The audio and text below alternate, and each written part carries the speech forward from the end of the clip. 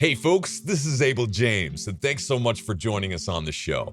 In the face of creeping medical tyranny, a rapidly devaluing dollar, rampant tech addiction, and an epidemic of chronic disease, what can we do to reclaim our health, wealth, and freedom? We're back today with our friend Dr. Jack Kruse, a respected neurosurgeon, author, mitochondriac, and pioneer in medical freedom. Dr. Kruse was one of the very first guests on this podcast all the way back in 2012 when we first launched. And this is probably our most expansive, spicy, and eyebrow-raising public conversation to date. If you haven't already, I encourage you to go back and listen to Dr. Jack's prior episodes, as these conversations are largely cumulative. In this episode with Dr. Jack Kruse, we explore how mind control research led to modern surveillance capitalism, how light and electricity is used to control human and animal behavior, how technology and algorithms are weaponized for social engineering, the dangers of exposure to blue light and non-native electromagnetic frequencies, the startling risks of using virtual reality headsets, Bluetooth earbuds, smartphones, and brain implants, how to decentralize your health and your wealth, the sordid, untold history of government corruption that enabled creeping medical tyranny, financial manipulation, and forever wars, how medical freedom laws and constitutional amendments can shape the future of healthcare, and much more. Now, here's a quick note. This episode might get us into trouble. This conversation is nearly 3 hours long, and Jack does a deep dive into many subjects that the technocrats don't want us talking about. Now, just because I'm airing this show doesn't mean that I condone, agree with, or even understand every point.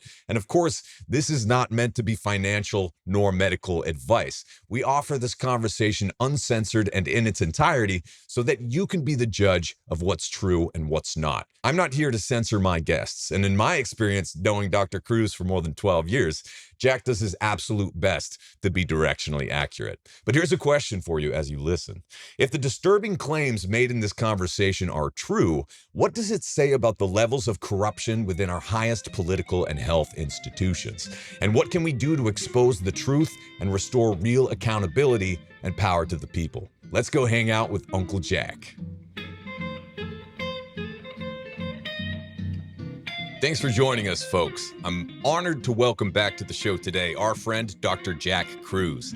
Dr. Kruse is a neurosurgeon, author, Bitcoiner, and inventor looking at the quantum level to explain how nature works in biology. Jack has been at the leading edge of health for decades now, exploring the interactions between light, water, magnetism, and the semiconductor networks that drive our physiology. He's also a pioneer in medical freedom, which we'll be digging into today. Welcome back, Dr. Kruse. What's going on, Abel?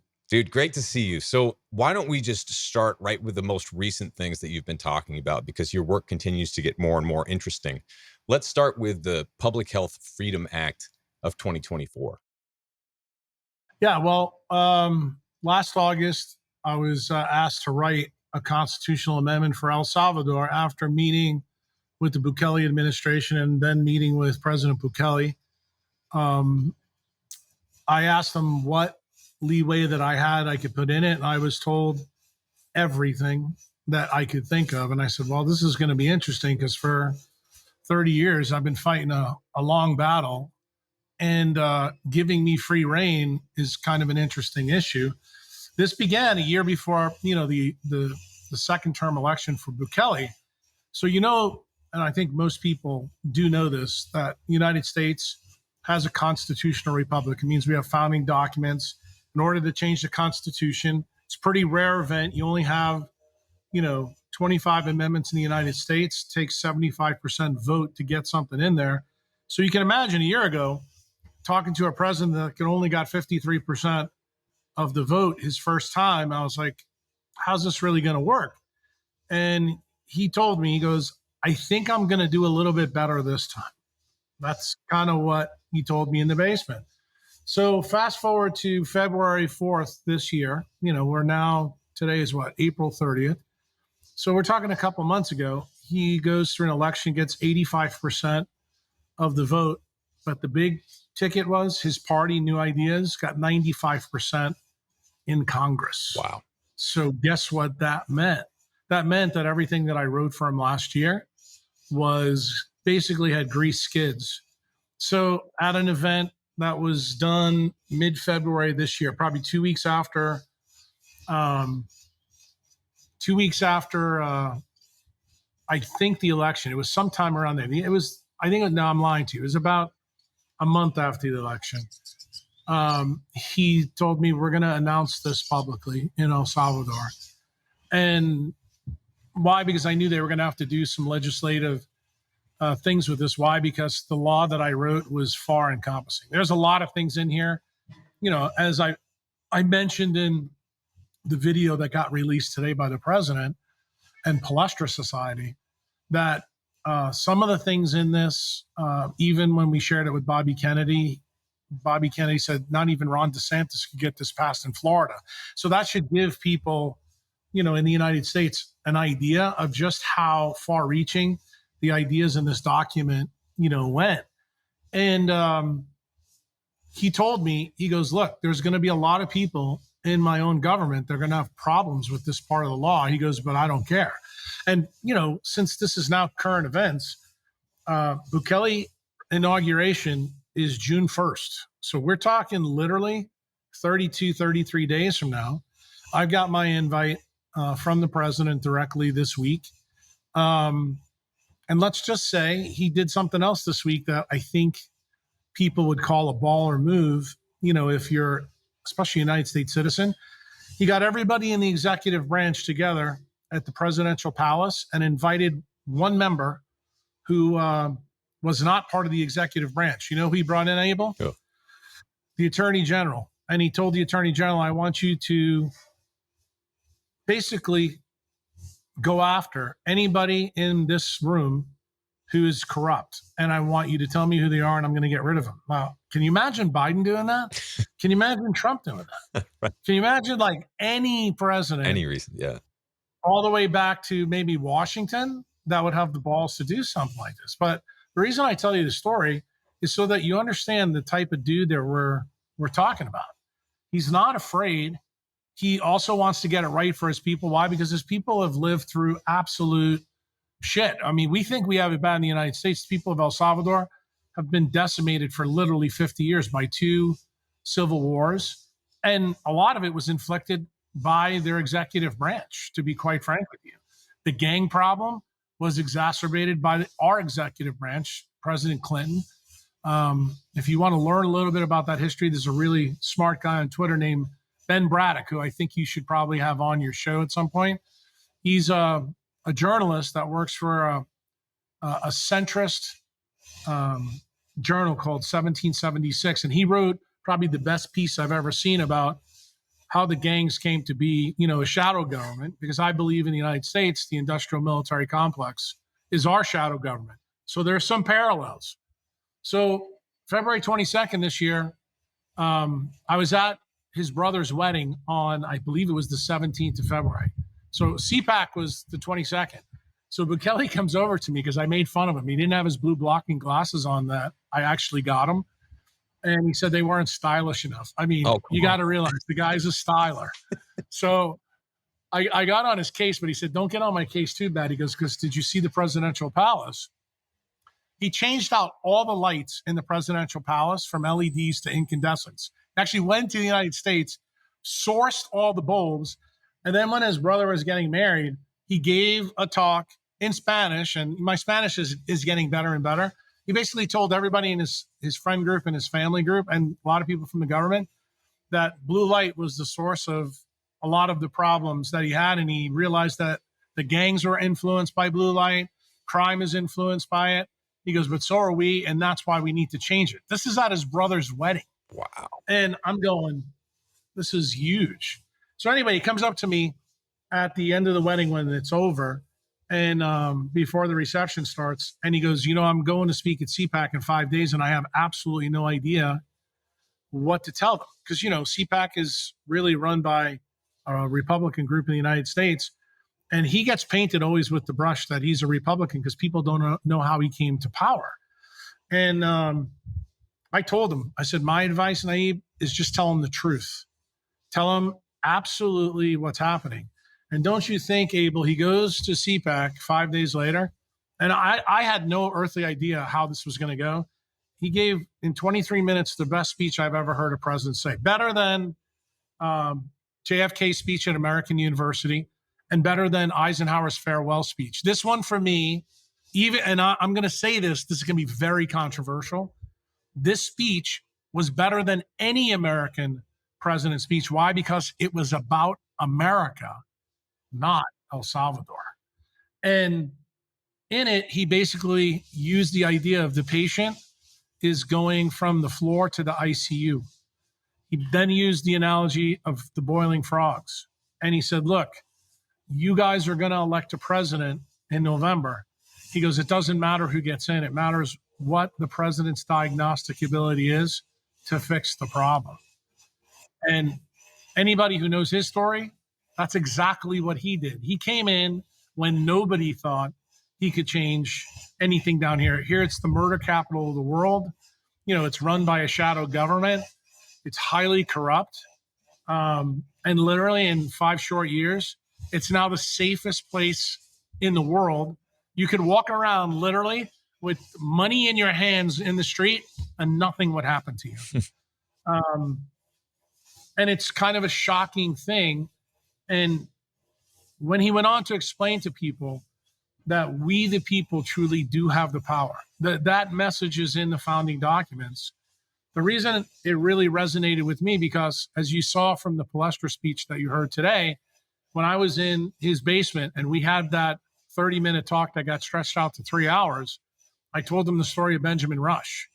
And I told him that Benjamin Rush wanted to put something in our Constitution, but our founding fathers thought there's no way this could be the angle of attack.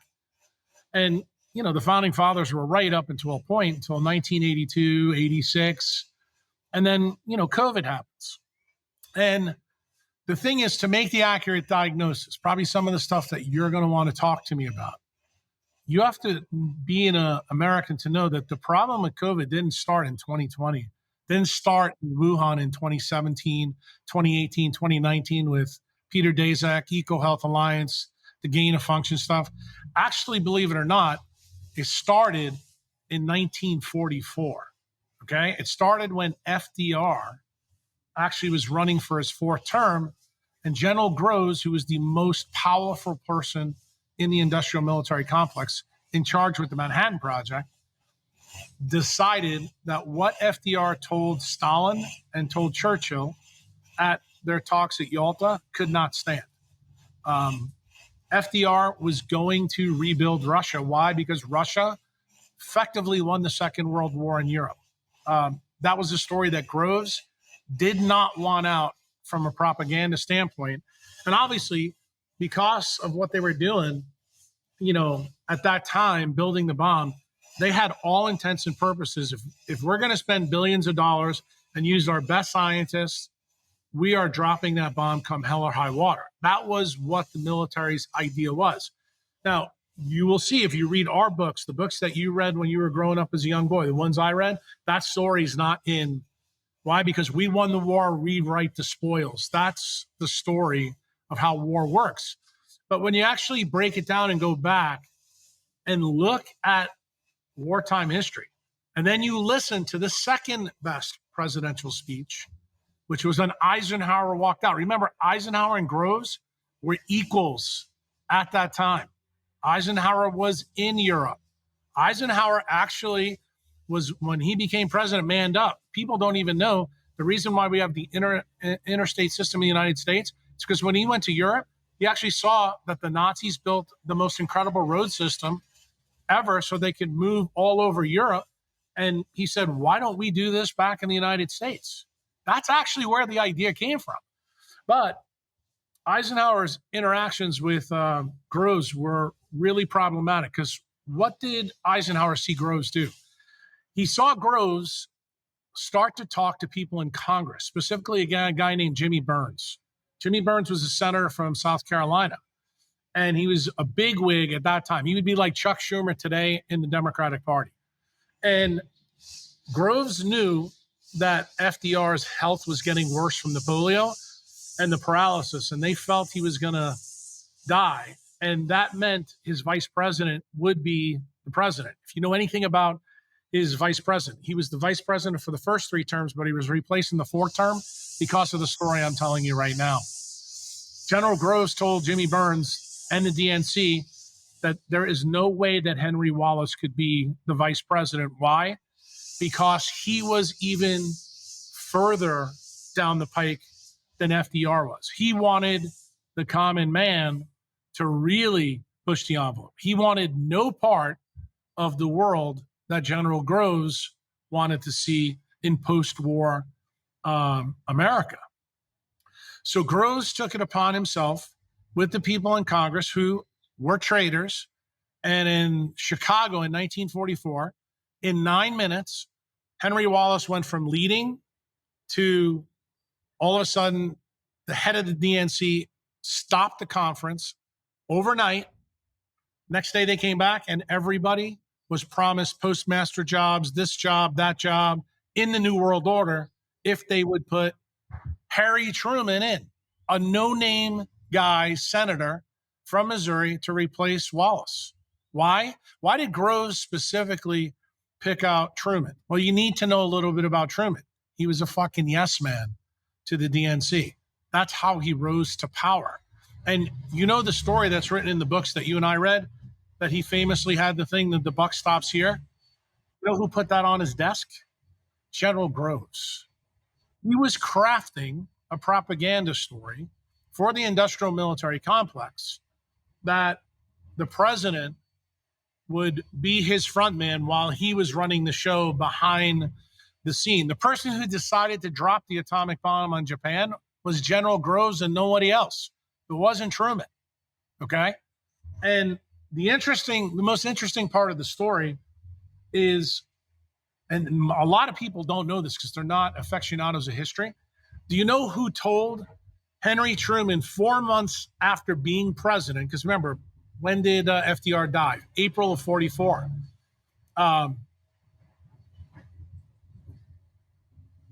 Truman didn't know anything about the bomb for 4 months as the president. Wow. And General Groves knew that he couldn't be the one to tell him.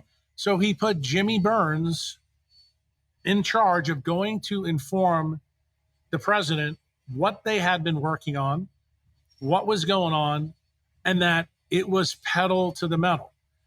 Then Groves went into Truman's office and told him, you're going to go to Potsdam and everything that FDR promised the Russians, you're going to renege on. So the interesting thing is, if you go back and look at history, you'll notice that Stalin went to the first United Nations and NATO summit and listened to how everything was flipped. Everything that he was told from FDR completely flipped. And basically, Groves knew that he needed a new villain in post-war America so that he could start to run the Forever War program. Because what did General Groves realize from the Great Depression? Because remember, that's where we all came out of for World War II. Doing forever wars is a great way to stimulate the economy. The economy was booming. If you lived in 1950s America, especially for where I'm from, Long Island was this big, huge penis that stuck out into the Atlantic Ocean that had nothing on it. In 10 years, Long Island became a mecca.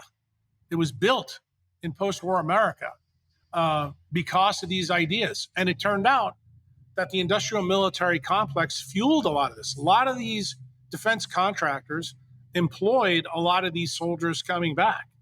And that's how the mindset got in place that war was a good business. But remember, who was the president after Henry Truman? It was actually Dwight Eisenhower. And Dwight Eisenhower happened to know all the details of how General Groves wrestled power in the executive branch. So did he rock the boat with his friend while General Groves was still alive? No. He knew that if he did that, that what happened to JFK, who was the next president, would likely happen to him. So what did he do? On January of 1960, he gave the second best speech to Bukele. And I encourage everybody to go listen to it and listen to what he says, okay? As soon as you listen to it, I want you to do another hard stop. I want you to remind yourself who distributed the COVID shot. The Department of Defense, the same guys who Eisenhower was talking about. Just want you to remember that in this timeline. I'm bringing things up so people get it. So what happens then? Then we have a new president come in, and he was definitely elected with shenanigans, no question about it. Nixon should have won, but didn't. Very similar to Trump and Hillary, okay? And it was because of something that, again, happened in Chicago with Kennedy's family. He wins by 100,000 votes, okay? That's how it goes down. So the industrial military complex deals with it, but what happens? At the Bay of Pigs was their first huge answer. Turns out Jim Morrison's dad, yes, Jim Morrison from The Doors. Yep. I know you're a music guy, so I got to get some music story in here. Absolutely. Actually set up the PSYOPs in the Bay of Tonkin. That was the whole story for how Vietnam began, because, you know, it was the commies, it was the Russians. That's the story the industrial military complex wanted to sell. Well, when JFK saw all this, he's like, this is a bunch of horseshit. I'm not going to let these people, you know, that are training on the North Shore of Lake Pontchartrain in Louisiana, you know, via the CIA, pull any of this shit off. So when the Bay of Pigs thing goes down, Kennedy doesn't give them any air support. And you know what the history of that is. The Bay of Pigs was an absolute disaster for the military. This is the first time the military really looked like a shit show in United States history. And of course, you know who the controllers of the military, these are all General Groves' friends and Eisenhower's friends, blamed it on. They blamed it on JFK. So just as I told you before, what was the response? The response was a huge psyop to kill JFK, and they were successful. They did it.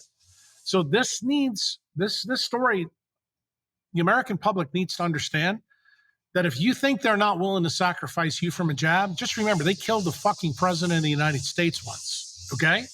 They give two fucks about what you think, okay? They control the executive branch completely. Remember who's in the executive branch? That's the DOJ. Guess who's supposed to be the check on that? The media. What happened right after that? Two big things. We had the story of Operation Paperclip is when we took all the Nazi scientists and brought them to the United States to harvest them for their best ideas. That's where NASA began, okay? That's where a lot of our ballistic missile technology began. And then we also had the CIA, which was put into law, came from the office of ISS. Guess what General Groves had done in the back of a bill that's only 3 lines long? The formation of the CIA in 1947. And guess who ran the first one? George H. Bush. Okay? So you start to see future presidents sitting in an interesting situation. And then you think about, I don't know, maybe his son also was the sitting president when we got the Patriot Act in 45 days from knocking down 2 of our own buildings in New York City, and only one person in Congress stood up. So are you starting to see the picture I'm painting for you? So what happens now in the United States after Kennedy gets taken out? It was too obvious to everybody, including Lyndon Baines Johnson, that he was part of the conspiracy. He's the guy that set up the Warren Commission. Look who's on the Warren Commission. Every single one of them were conflicted, and worked for General Groves and his cronies, okay, and the Joint Chiefs of Staff. Everybody knows that the single bullet theory, who came up with that? Arlen Specter. How was he rewarded? He was rewarded with a senatorship in Pennsylvania. Who is the one that lied about the bullet shot? You'll probably be shocked to hear this, my friend. That's Dan Rather, who is a beat reporter. And he said the head went a different way. Completely goes against the autopsy findings, completely goes against the doctors, the neurosurgeons, the general surgeons at Parkland Hospital, okay? And when did we first find all this out? We don't find it out until a guy named Jim Garrison, who's a DA in New Orleans, puts Clay Shaw on trial. Literally, this is years after Kennedy's shot. And that's the first time the American public ever heard anything about the Zapruder film. The Zapruder film showed completely that Dan Rather was a lying fuck, okay? It also showed that there was a giant conspiracy. And then if you want to learn about the history of how the CIA and the FBI bugged the DA's office in New Orleans, I would tell you that there's no good accounts written of any American history after the Second World War. That's why you have to go watch movies like Oliver Stone's JFK. Now, not everything in that movie is true, but what haven't I told you yet, my friend Abel Bascom? Guess who was a resident in Charity Hospital when JFK was filmed? Me. I was a first-year intern. Wow. Guess what else happened? Guess where it was filmed? In the basement of Charity Hospital. Huh. How do you like that? And do you want to know who was my ER nurse at the time? Virginia Garrison, Jim Garrison's daughter. Wow. So I'm sitting at, how shall we say, an interesting fork in the political, medical, and healthcare world. And I began to be told a story that I could not believe, okay? This is all while I'm becoming a neurosurgeon. And Virginia said something to me that was really interesting. She said, I know that in 6 months you're getting ready to go to Oshner Medical Foundation, because that's where we spent 2 years, of our training in neurosurgery. When at that time at LSU, this is before Katrina, it's different now. She goes, just be careful of those people over there. I'm like, why? And she goes, well, they've got this thing called the Linac in the basement that you neurosurgeons use. She goes, ask John Oshner, who's Alton Oshner's son, who's a cardiovascular surgeon, who I would definitely work with, how that got in the basement. He goes, she said to me, she goes, you may find out it's a really interesting story. And I said, well, tell me a little bit more. She goes, well, you go down on Poydras Street. She goes, have you ever looked at the big courthouse down there? See whose name's on it? I said, yeah, Hale Boggs. She goes, you know about Hale Boggs, that he sat on the Warren Commission? I said, really? And she goes, you want to know something else? He was killed in a plane crash on mysterious terms in Alaska. And do you know why he was killed? I said, no. She goes, because he got information through parts of the work that my dad did that actually the CIA and the FBI were involved in killing JFK. And he decided to recant what was in the Warren Commission. So he went bye-bye. Okay? Now, turns out Hale Boggs was the guy who was in control. The Louisiana delegation in the 60s was in control of the military's budget. In other words, if you wanted Black Ops money, you had to be friends with all the people in Louisiana. So since you're from the South, I know you'll know a little bit of this history. There's a very famous guy in New Orleans, crooked as all get out, named UEP Long. We got a bridge named for him down there, and he was the governor of Louisiana, I think 4 or 5 times. Turns out his son was the senator in Louisiana at the time, and Hale Boggs was the state representative. Hale Boggs was the one that ran the House Ways and Means Committee at that time. These two guys are the ones that gave the CIA $100 million to buy the Linac, okay, that are tied to the other part of the story I haven't told you about. The real reason that JFK was really taken out.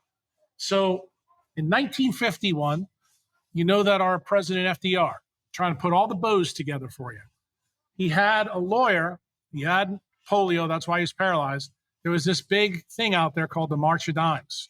The March of Dimes was when you went to kids, you asked them to submit your dimes so that we could give the money to Jonas Salk to come up with a polio vaccine so nobody would get polio and become paralyzed like FDR. Well, long story short, really successful. We come up with the Salk vaccine. The most prominent doctors in the United States at that time, one of which was John Oshner's dad, called Alton Oshner. He was the first head of the American Cancer Society, okay? This is how powerful he is. There's stories of him in my medical school that he would bring people into the operating room, show them lung cancer, and say, you need to look at this because you'll never see this again because it's so uncommon. Just think about that, Abel, and think about the story that I'm crafting for you. So Alton Oshner became a very wealthy man. He built his own hospital. He used to be the chairman of surgery at Tulane Medical School, okay? He replaced a guy named Rudolph Matisse. Matisse was world-famous surgeon. Oshner replaces him, And what does he become? He becomes a clandestine agent of the CIA to start to run studies. But why does this happen? Why did they come to him? There's got to be a reason the government needs him. Well, it turns out when Jonas Salk had his polio vaccine, it was really, really hard to grow. So what did they do? They found out the best medium was kidney monkey cells. This is from a very special African monkey, a green monkey, and they grew it on that. And Dr. Oshner funneled that contact from Salk to a pharmaceutical company called Cutter Pharmaceuticals. I'll let you guess why, because incentives dictate outcomes. Alton Oshner was a major shareholder of Cutter Pharmaceuticals through the money that he was making through centralized healthcare. So what happens next? Turns out that the polio virus is now made by all big pharma. All the other big pharma agents except Cutter keep telling people that this is really hard to grow. I don't know if the vaccine is ready for prime time. Alton Oshner is so ballsy, has so much incentive to show people that this works, kind of like Dr. Fauci did when he got on TV to take the jab. He brought his grandson and granddaughter to the surgical theater at Oshner Medical Foundation, told all the doctors in the amphitheater that this vaccine is so safe, so well studied, that we need to advocate for its use everywhere immediately. So he injects both of them. Guess what happens? His grandson dies from paralytic polio, 5 days. His granddaughter gets polio, but doesn't kill her, just paralyzes one of her legs. So what happens next? This really cool lady who's been lost to history, kind of like Robert O. Becker, guy that you know that I talk about. Bernice Eddy finds out, because she's the one that's doing all the research, that when we grew in 1951, the polio virus on monkey kidney cells, some of the DNA from the monkey kidney cells got into the virus. What part of that was got in? It's called SV40. It stands for simian virus 40. So she's employed by the FDA. The FDA finds out about this in 1951, okay? They greenlight the vaccines anyway. The vaccines are given. Huge problem. You remember anything, which I know you weren't even born then, but I know all this. Sabin and Salk go back and forth with each other. Sabin is telling people this vaccine is going to kill people. So he's the modern day Jack Kruse. He's the modern day Bobby Kennedy. He's the modern day Corey McCullough. You insert the name. Screaming at the rooftops. Nobody listened to him. But here's where I want your listeners to remember this. Did Jonas Salk ever get a Nobel Prize? No. Why not? Guess what? It's the story I'm laying out for you right now, because it turns out Bernice Eddy found out that we injected between 90 and 180 million people in the world with SV40. And guess what happens when you give mammals, other than green monkeys, SV40? They get fucking cancer. And they get it like unbelievable. So, keeping the story going. Eventually, Bernice Eddy is so pissed off, kind of like Jack Kruse. She goes to a New York Academy of Science meeting in, I think it was 1954, and casually at the end of her talk mentions, oh, by the way, we found SV40 in the polio vaccine. And bro, everything went ballistic. All of her bosses at the FDA went nuts. So if you today go to the FDA website, you'll notice from 1951 to 1955, it's completely fucking whitewashed. You won't see any of the people that were there. Bernice Eddy had her funding taken away. She had her basically career taken away. Very similar to what you're hearing about Robert O. Becker, 40 years later from the same group of cats. Okay. And Bernice Eddy was a true patriot in this story. So I knew about SV40. So remember I told you about Virginia Garrison. She told me about the Linac, and she said, you need to start asking questions. So I went downstairs.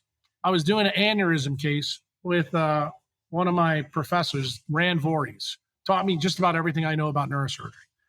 And I said to him one day, I said, Dr. Voorhees, I said, tell me, why the fuck does a small community hospital have a Linac in the basement?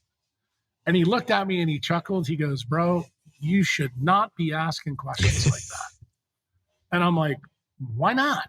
You remember, I'm from New York. I'm in the deep South. I think I'm hanging out with a bunch of country bumpkins. And it turns out this is the most fucking nefarious story you'll ever come across in your life. So he says, I can't tell you anything because I could be fired. He was one of the first employed physicians in New Orleans at that time. He worked for Oshner Medical Foundation. He said, look, we got an aneurysm case next week with J.O., who is John Oshner. This is the time when you did basilar tip aneurysms. We had to cut their chest open, stop their heart, to clip the aneurysm. This is way before, we had coiling and any of that.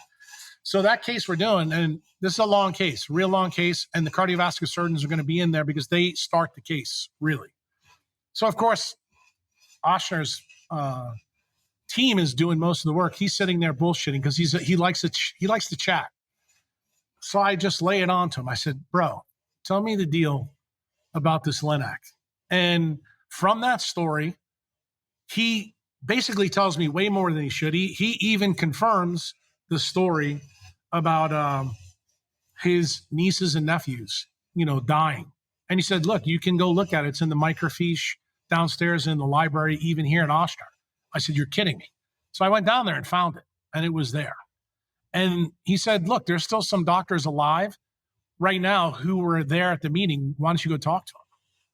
So I did. I was like, fuck. I mean, this is unreal. So I start putting all the pieces together and realized the reason that the CIA and the FBI wanted the Linac in New Orleans is because they basically ran the first bioweapons lab. What was the lab's purpose? It was actually to kill Fidel Castro utilizing SV40 by concentrating with radiation. And the doctors that were in charge of this, one of them was a staff doctor at Oshner. She was in orthopedics. She was the world expert at the time in cancer. Her name is Dr. Mary Stewart. And I started to find out that the Linac didn't start in Oshner. It actually started at the U.S. Public Health Hospital. Then I found out that Dr. Stewart's medical school classmate, who was the first scientist ever to link viral pathogens to cancer ever in the world, they both trained at the University of Chicago in the late 1930s. They were both assigned to the U.S. Public Health Hospital by the Department of Defense. I was like, this is interesting.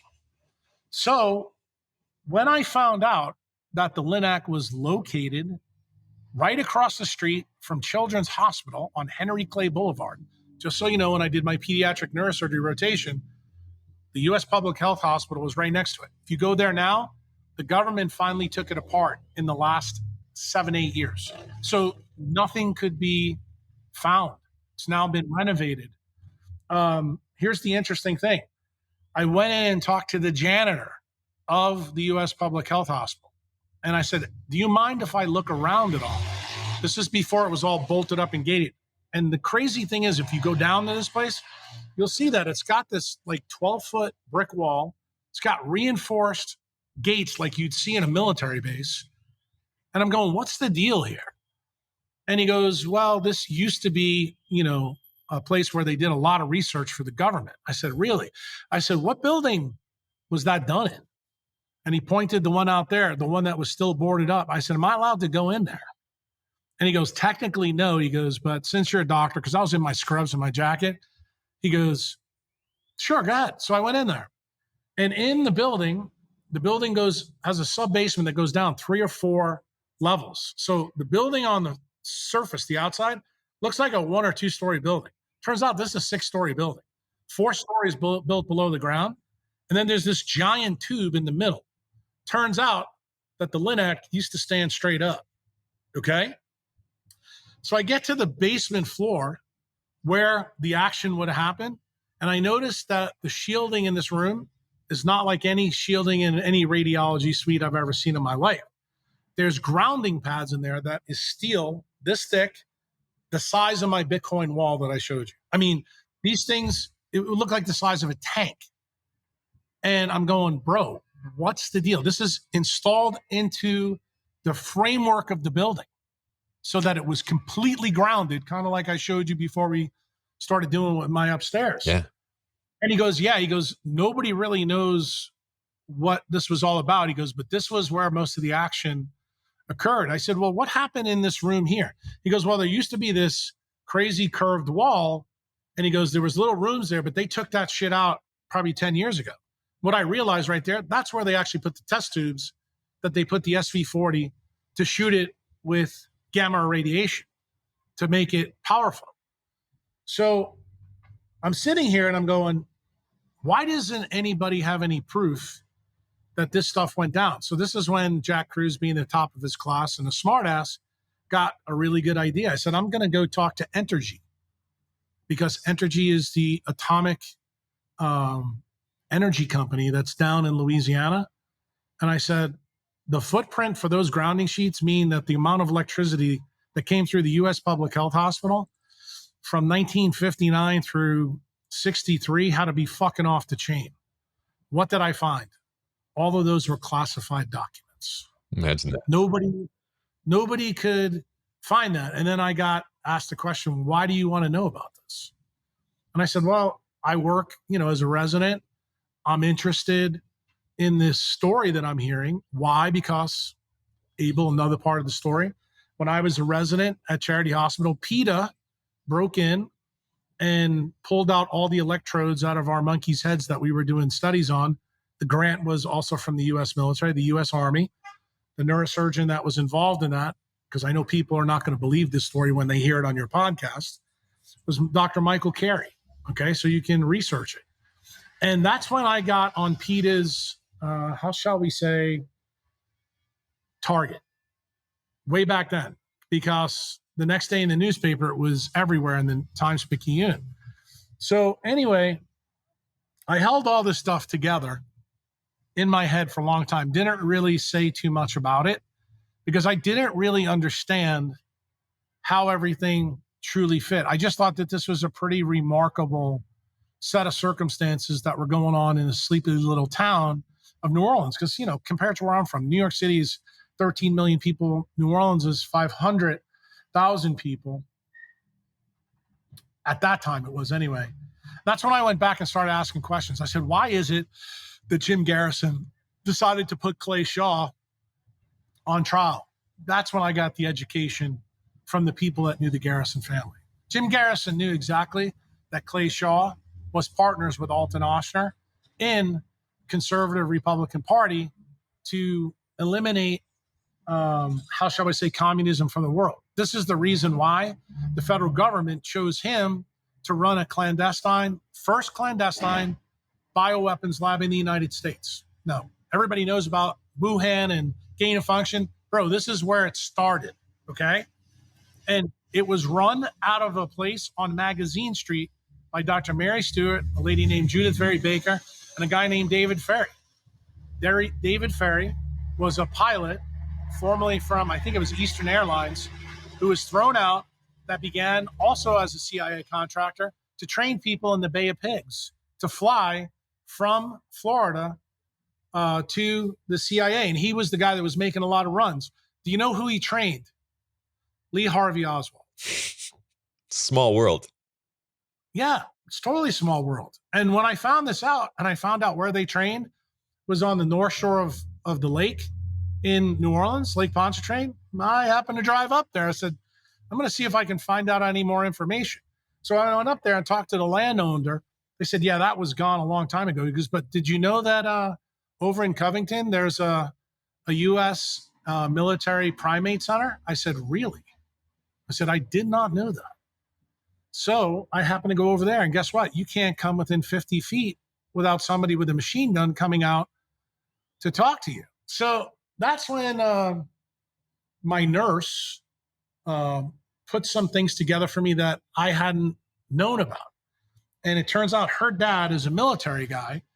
And she said, do you know who the coroner of New Orleans was the day that David Ferry was killed? Because he, again, was killed mysteriously, kind of like Hale Boggs. I said, no. She said it was a guy named Nick Chetta. She told me my dad is Nick Chetta's friend. They went to school together. I said, really? I said, well, let me talk to him. And then I found out that Nick Chetta was friends with a guy named David Riopel Sr. I shouldn't say David. His name was, I think, Michael Riopel. And something clicked in me. I said right away, I wonder if he's related to Dr. Riopel, who's my anesthesiologist at Charity Hospital. And guess what I found out, Abel? He was. And if you want to hear the details of that story, you go listen to Rick Rubin's podcast I did with RFK. Why did I start the podcast off with that story? To get Bobby to realize something he didn't realize. When his dad, RFK Sr., called Nick Chetta, the coroner, guess who answered the phone? Bobby Kennedy Jr. He was 5 or 6 years old at the time. I would have no way of knowing that at all if I wasn't talking to the principles of the story that I'm laying out for you now. And when I said it to Bobby, he looked at me like, how did you know that? And I said, you handed the phone to your dad, right? And he goes, yeah. And I said, what did Nick tell your dad? And he said that he felt it was a suicide. Well, we find out later that Nick didn't believe that. That's what he was told to tell everybody. And it turns out that that information was dumped in the lap of a bunch of little boys who actually told their school teacher and their classmates at like a show and tell story in New Orleans.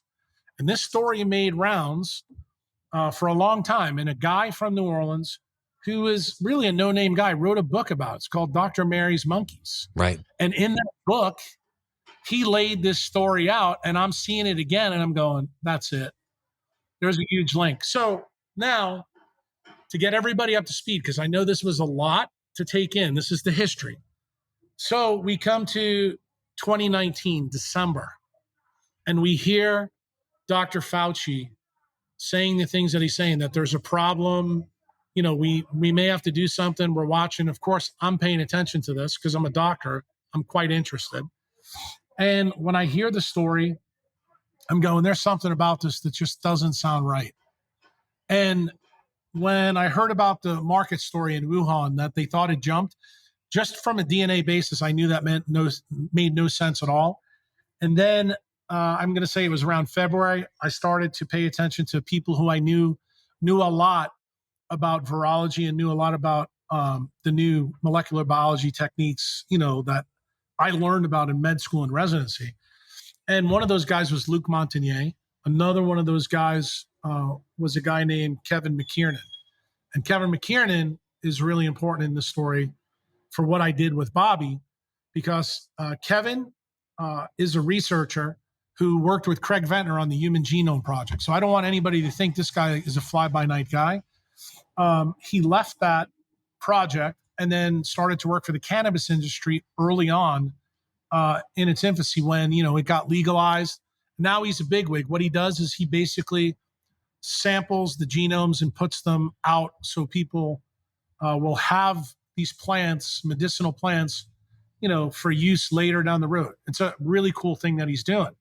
But Kevin started to realize that the story also didn't make sense. And if you followed his Twitter feed, you know, there would be tweets out there where, of course, for me, a guy like me who's a sniffer, who's always got my nose to the grindstone for new science, I'm getting really interested in this.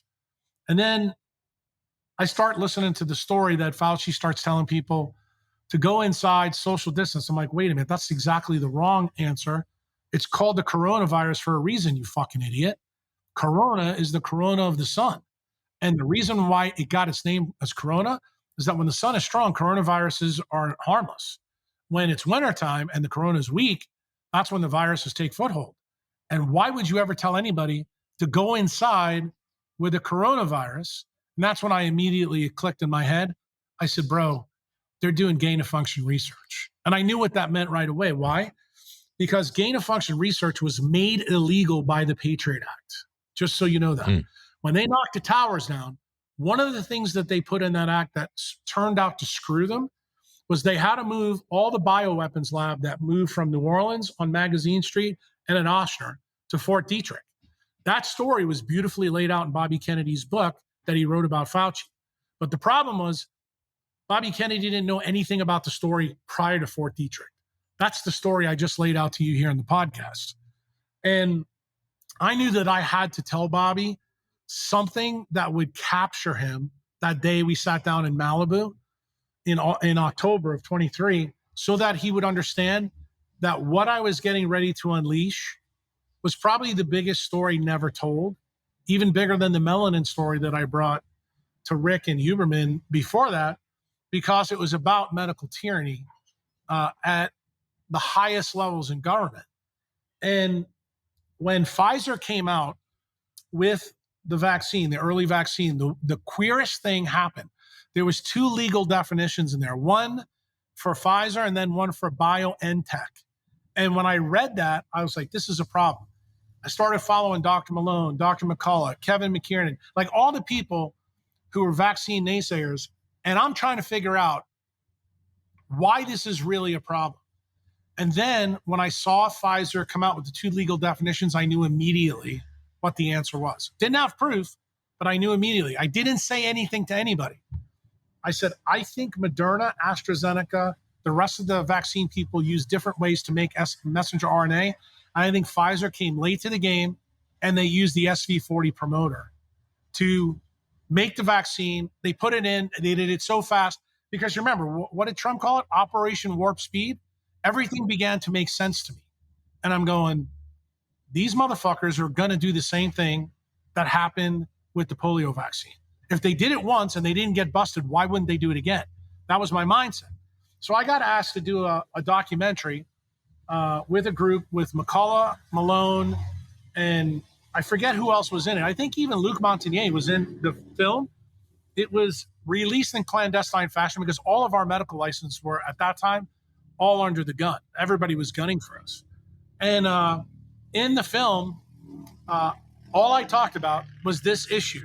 And I was hoping that this story, when people saw it, that lawyers, people would start asking questions. Why did this neurosurgeon bring this to the table? Because guess what? Then I could tell them the story I'm telling you right now. The smoking gun drops. I'm going to say it was probably the summer of 23 when Kevin McKiernan on Twitter happens to post that a whole bunch of people are sending me empty vials of Pfizer and Moderna. And guess what we're finding? We're finding huge amounts of DNA plasmids. And in some of the samples, we're finding SV40 promoters. And if you go back and read the patent, there's nothing there, dude, about how they made the vaccine. And I'm going, dude, this is the smoking gun. Mm-hmm. So, of course, when Kevin puts this information out on the internet, because you know how Twitter is, Abel, it's kind of like a shitstorm for everybody. Yeah. You have the people in the dominant paradigm, the centralized paradigm that, was supporting Biden, Trump, and the virologists, versions of stories from bat flu to the wazoo. All the people that were now working for the Church Commission in the 60s and 70s to bury this story, they're all in media now. All those talking heads are working to push the narrative. And Kevin gets the biggest boost from the place that he never saw coming. A guy named Philip Buchholz, who's the lead virologist, totally in the camp of Fauci and Biden and Trump with Operation Warp Speed. He says, I'm going to put this fucking clown that works in the pot industry to shame. I'm going to test all the vials that we have here in the University of South Carolina. Guess what he found, Abel? He confirmed Kevin's story. Mm-hmm. And guess what? He couldn't fucking believe it. Now, he's now banned me and blocked me on Twitter because he's not willing to tell the truth. Now, I give him a lot of credit. Even though he blocked me, let me tell you something. He validated Kevin McKiernan. I told people Kevin McKiernan is the Bernice Eddy of 2023. He should be given a Nobel Prize. Now, remember, the Nobel Prize is only given for centralized science, not telling the truth. So Kevin gets vindicated, and now the aftermarket data is building. It's building all through the summer of 23. So we come to October, and Rick calls me up. He goes, we're going to do something with Bobby Kennedy are you in? I said, oh, I'm fucking big time all in. And it turns out the person that set all this up was Nicole Shanahan, who at the time was not on the short list for VIP. She was actually talking to me about chronic diseases, autism specifically, and blue light. And I was brutal to Nicole. You know, Nicole is the former ex-wife of Sergey Brin. And I beat her up pretty good. And I was madder than hell because I felt this was the lady that was behind a lot of the problems that we had with blue light technology, blue light patents that are held by Meta and Google. And she's the patent attorney that was involved in that stuff. But she got her own punch in the mouth because her and Sergey had a baby with autism. And she was devastated by this. And she asked for my help. And I said, she offered me $100 million to open up a research facility in El Salvador. And I told her I didn't want her money. I said, I don't want your money until we get to the root of this problem. I said, there's this kid in San Francisco who your husband and his friends in Silicon Valley are blocking from getting his computer to market. It's called Daylight Computer. It blocks all blue light. It's got amazing technology. He's getting ready to go bankrupt. He needs money. To Nicole's credit, she gave him $5 million and kept him afloat. Okay. Second thing she did, you'll appreciate this. There's a guy in Austin at the University of Texas who happens to be one of the few people in Texas that doesn't have his head up his ass. He's an expert in red light. And I told her, you need to reach out to him, Nicole, and give him money to study red light on autism. I said, because I think the effect is there. Why? Because I believe autism is a migration problem caused by aberrant electromagnetic radiation.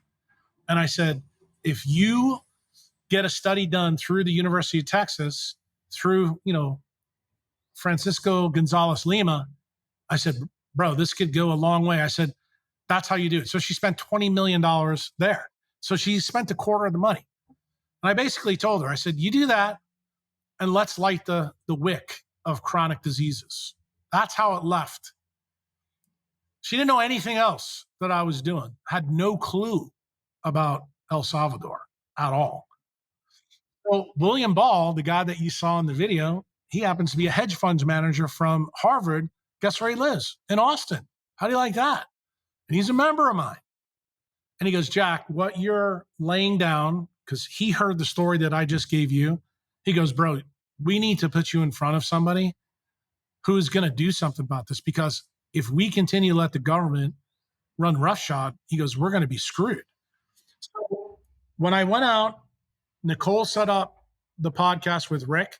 She didn't set it up with Rick. She set it up with Bobby. She contacted me and said, Bobby's willing to do this. Here's the list of questions. Dude, I didn't follow any of that. Of course not. At all. No. And then I told Nicole, I said, look, I can call Rick. Rick's my friend. I think Rick is the perfect guy to do this, because this is going to be so controversial that everybody who's tied to Fauci, the NIH, CDC, the government, they're going to want to cancel us. I said, there's one cool thing about Rick. Nobody's going to cancel Rick. He's a cultural icon. So, of course, I fly out, and in preparation, I tell Rick a little bit of the story. He goes, hold on. He goes, just stop talking. He goes, I want all this to come out, during the podcast. I said, Rick, this is like big time explosive. And he's like, you don't think Bobby knows this? I said, bro, I know he doesn't know that SV40 is in the current COVID jab.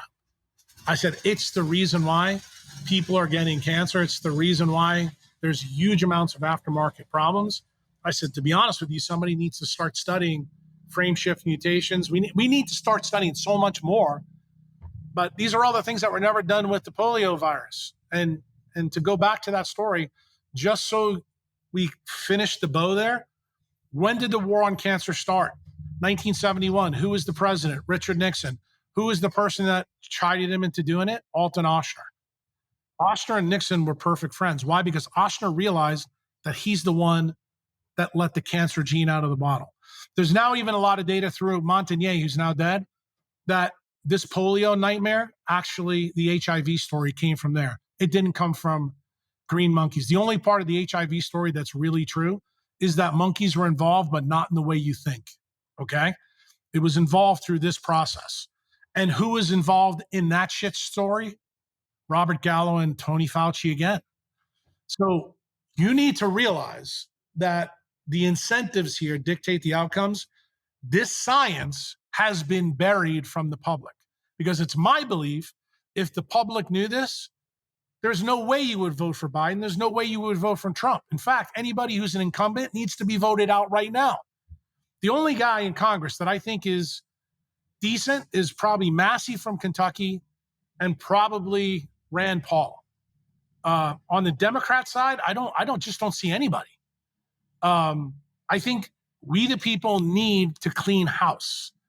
And Bobby Kennedy's got his warts, but let me tell you something. He's for Bitcoin and he's for medical freedom. I think we fare a far better choice with him, or chance, I should say, as a species with him and Nicole. When he named Nicole, I was like, oh, this is the whole shot. I was in El Salvador in a caldera of a volcano, stopped the boat, and actually texted Anjan and texted William Ball. I said, you're not going to believe this. Rick just told me he did a podcast with Nicole. She's getting ready to be named the vice president. I'm like, you got to be shitting me. So I'm going to tell you the way the cards are stacked right now,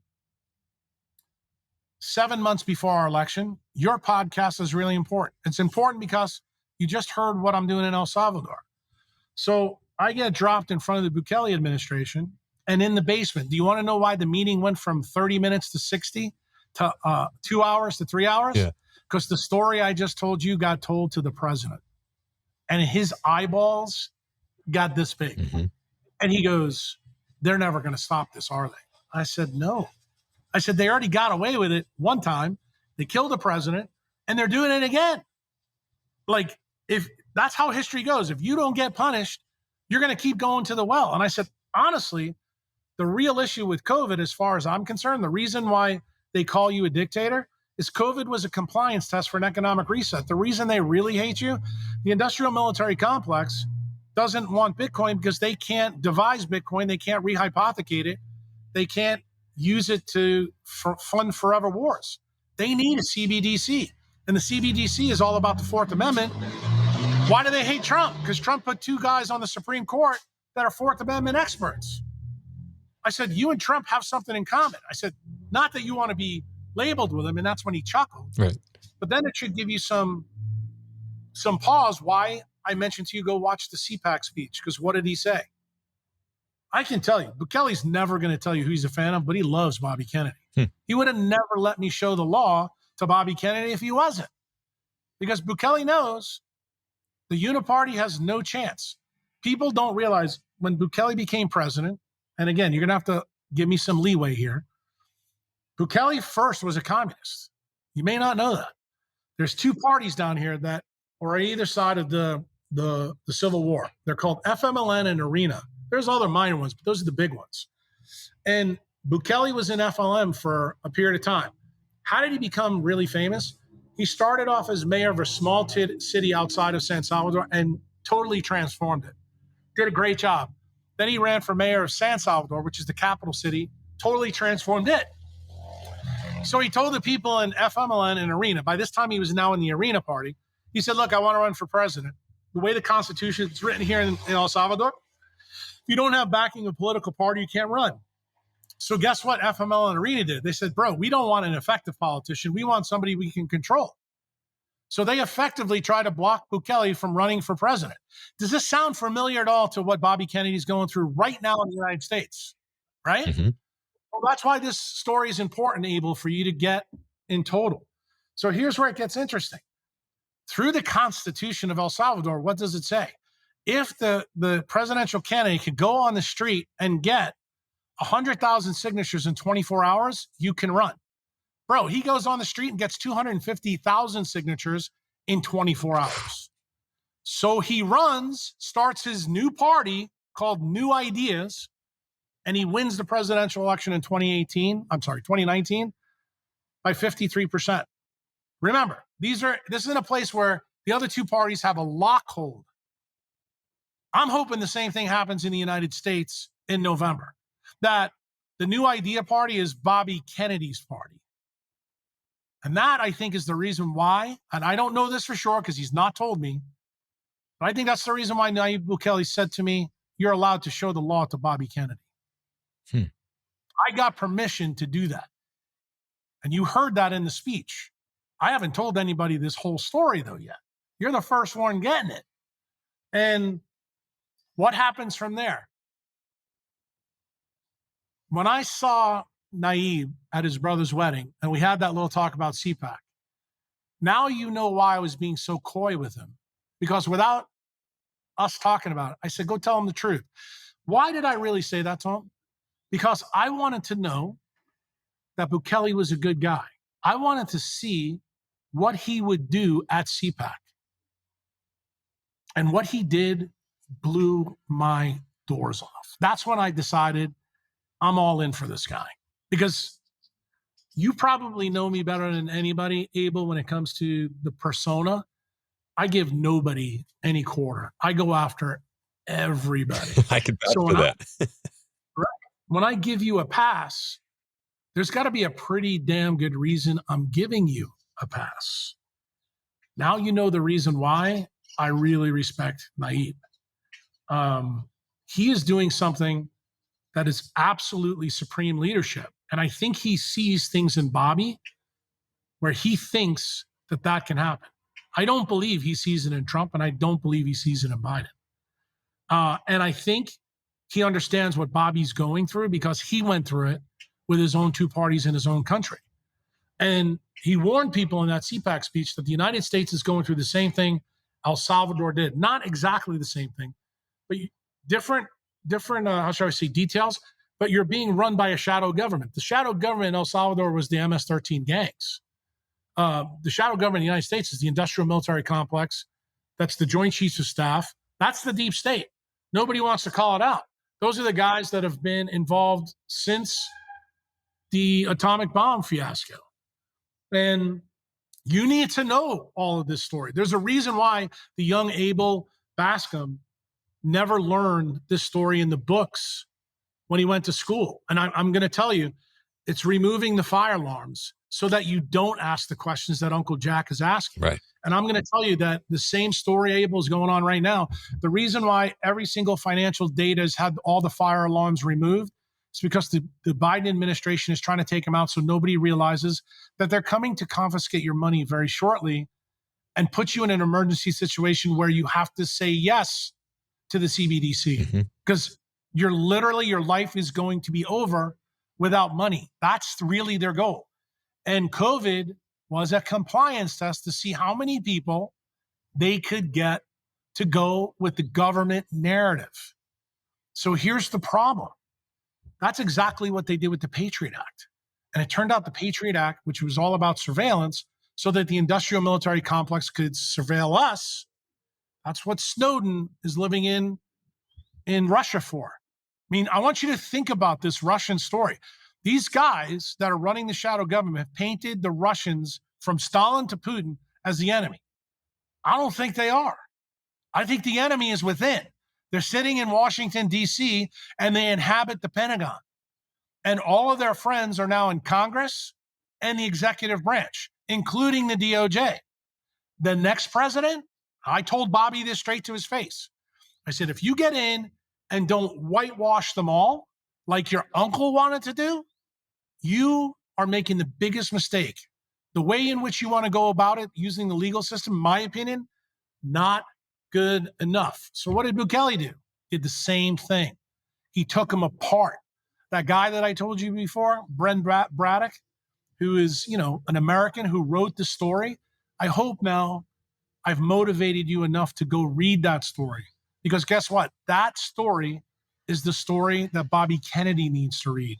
Because guess what? If he does get in, the way in which you take apart the industrial military complex, the CIA, the FBI, has to be the most deft maneuver in the history of maneuvers. And we, the people, absolutely need that. Because guess what? I promise you very soon that you are going to have a national emergency tied to the economy. And they're going to tell you that the money is no longer worth anything. I don't know if it's going to be through deflation or hyperinflation, but it's going to be something that bad. And then you're going to see Jerome Powell, Jamie Dimon, Goldman Sachs, Larry Fink, we have a solution. It's called digital money, a central bank digital coin that is innovated by the BIS that's sitting in Belgium. That's their answer. Because guess what? That's the finishing touches on the Patriot Act. When you control money, you control everything. Oh, Abel, I saw that you smoked a joint the other day, so no, you're not allowed to go see Uncle Jack down in El Salvador. We're not going to allow you to buy the American Airlines ticket to go from Dallas to El Salvador. That's what a CBDC is. Oh, you want to drive to El Salvador now? Oh, well, we're going to turn your credit cards off. You're not going to be able to buy gas all the way through Mexico. Bro, that's what's happening. And the people in Europe that think I'm crazy, try to buy a ticket right now to come to El Salvador from Europe. You're going to find out it's $12,000, $13,000, $14,000. Guess why? The EU is already keeping you in. Why? Because when you have the problem that governments have with money, you are now the black person with black skin from the Civil War that's picking cotton. Now everybody's skin is the same. You're all economic slaves, and you are going to pay for the tyranny that these people have brought to you for the last 75 years. That's the real game going on. And the reason they use blue light, the reason they use vaccines is because it dumbs you down. It makes you more controllable, lowers your dopamine level. And the part of the story that I left out that I know you wanted to talk about was MK Ultra. Don't think I didn't forget about it. How does it tie into this story?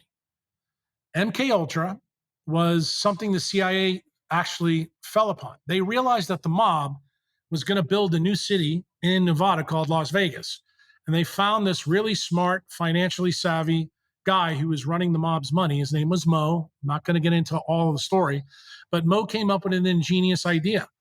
When they first opened Las Vegas, they had casinos that were open. Mo realized that the casinos weren't making enough money. The mob bosses were pissed off, and they told Mo that he had to increase the bottom line. So what did Mo do? Mo blacked out all the windows, closed all the doors, and started feeding people alcohol all hours of the day, and the alcohol was free. And guess what magically happened? The profits of the casinos went through the roof. So what did Mo do? Mo was not a scientist, just like no one else who I've talked about here is a scientist. So the CIA went to discover what he did. And guess what they found out? They found out that the electromagnetic spectrum could be used to lower people's dopamine level. So then they hired this guy named Carlos Delgado, PhD, and they sent him to Mexico. And they said, we want you to study this. So one of the first things he did is he did brain surgery on a bull, put him in a ring with a matador, and the wires were connected to a remote controller. And the bull rushed the matador with the red cape, and he flipped a switch and the bull stopped. And he goes, okay, proof of concept's there. I did it wirelessly with electricity. Now the government said, we'd like you to do it wirelessly, because they knew about wireless technology from Marconi and Tesla, because they stole all those patents. Mm-hmm. They said, you need to think about doing this. So what did Delgado do? He then figured out how to do it wirelessly using RF and microwave radiation. And guess what the bull did? Stopped right away. So MK Ultra went on further and further and further. And what did they find out? They found out that blue light is the most effective way to lower your dopamine level. Guess where who got that information after the CIA and the FBI got it? Winds up with DARPA. Let me ask you a question, Abel. Where did DARPA come from? Department of Defense, Pentagon, right? Mm-hmm. Where did they install it? All the places that were big into pushing the narrative about the jab, right? Like Stanford, Harvard, University of Texas. Isn't that a computer network? Have you ever asked yourself, Abel, why it is that every computer that Michael Dell ever made is got a blue screen? How about Apple screens? How about Microsoft? How about anybody? How come Microsoft's logo is blue? How come Meta's logo is blue? Just ask yourself these questions. Did they somehow know? Then go back and see where Sergey Brin actually came from. And go back and find out who did his major funding. Turns out it was DARPA. And when the military found out that he was working on an algorithm for search, They realized right away, oh, wait a minute. We link this to blue light. We then have the biggest surveillance tool ever in the history of the planet. And guess what happens in 1996?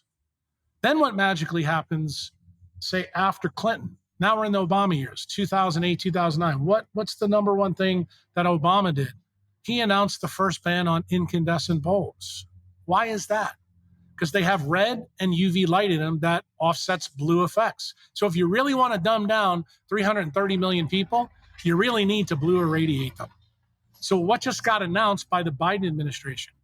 As of 2028, all incandescents will never be sold in the United States.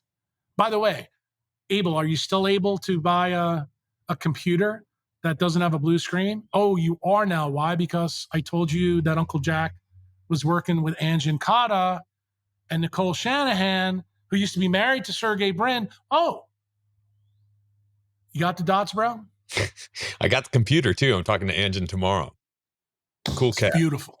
Well, I love to hear this because you need to know the whole story. So here we are in 2024.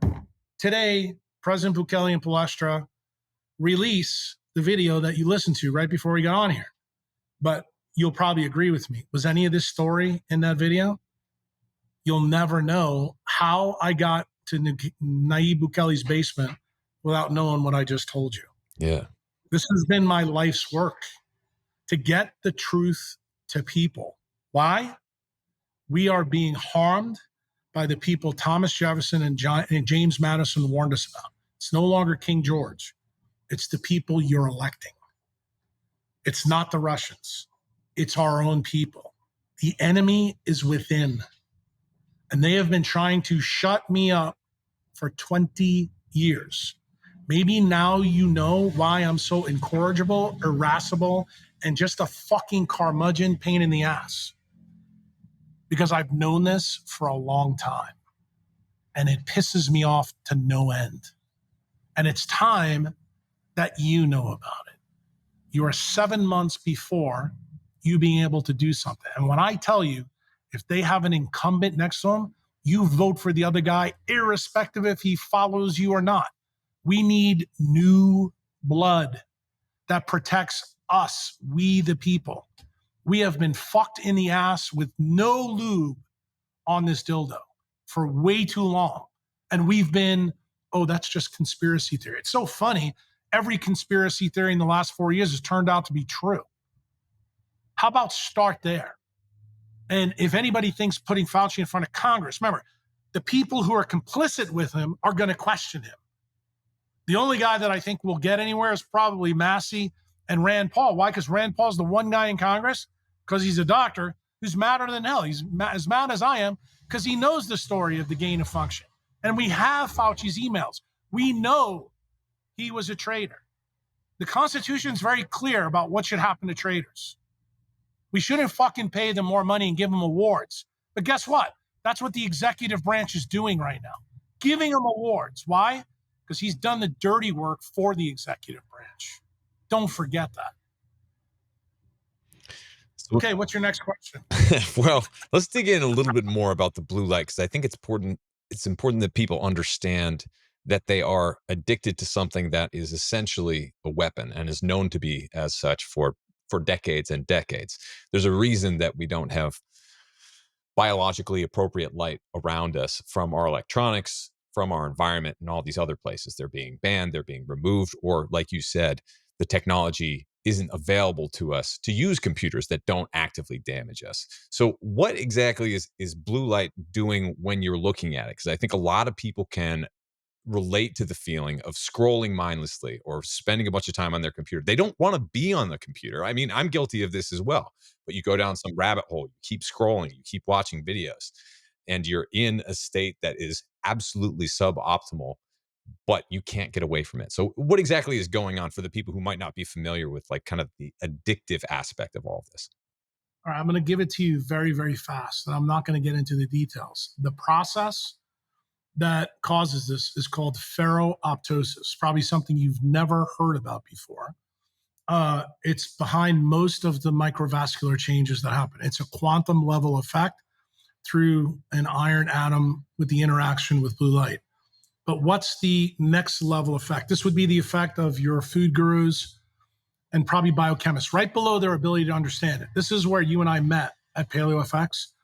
I tried to warn the people in the paleo community that blue light was a big issue, that light trumped food, and you know how well that went. But what effectively happens, blue light has a non-visual photoreceptor called melanopsin. Melanopsin we found in the early 2000s.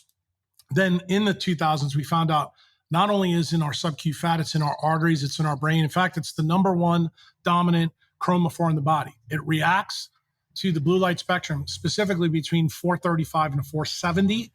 And what happens, every opsin, anytime you hear the word opsin, whether it's rhodopsin, melanopsin, neuropsin, and cephalopsin, they're always bound to vitamin A called retinol. When light hits that protein, retinol gets freed. Freed retinol has to be resorbed, recycled immediately. Why? Because it's toxic. So what does the vitamin A do? It destroys the photoreceptors. Hard stop. Now you have the mechanism. How does nature offset this? Because you're like, Jack, there's blue light in the sun, so there's got to be a program. There is. The program in the eye is called Boson's loop, short and long loop. What effectively happens? We recycle the vitamin A very, very quickly so it doesn't hurt us. What's the two chemicals that regenerate all the non-visual photoreceptors? Dopamine and melatonin. Ho! There you go. So melatonin, everybody, the functional medicine guys, the idiots from the paleo community, all those clowns would tell you, oh, it's in your pineal gland. No, it's actually made in your mitochondria. And it turns out the mitochondria in that leptin melanocortin pathway. Remember that when we first met? That whole story? That's the pathway that gets destroyed.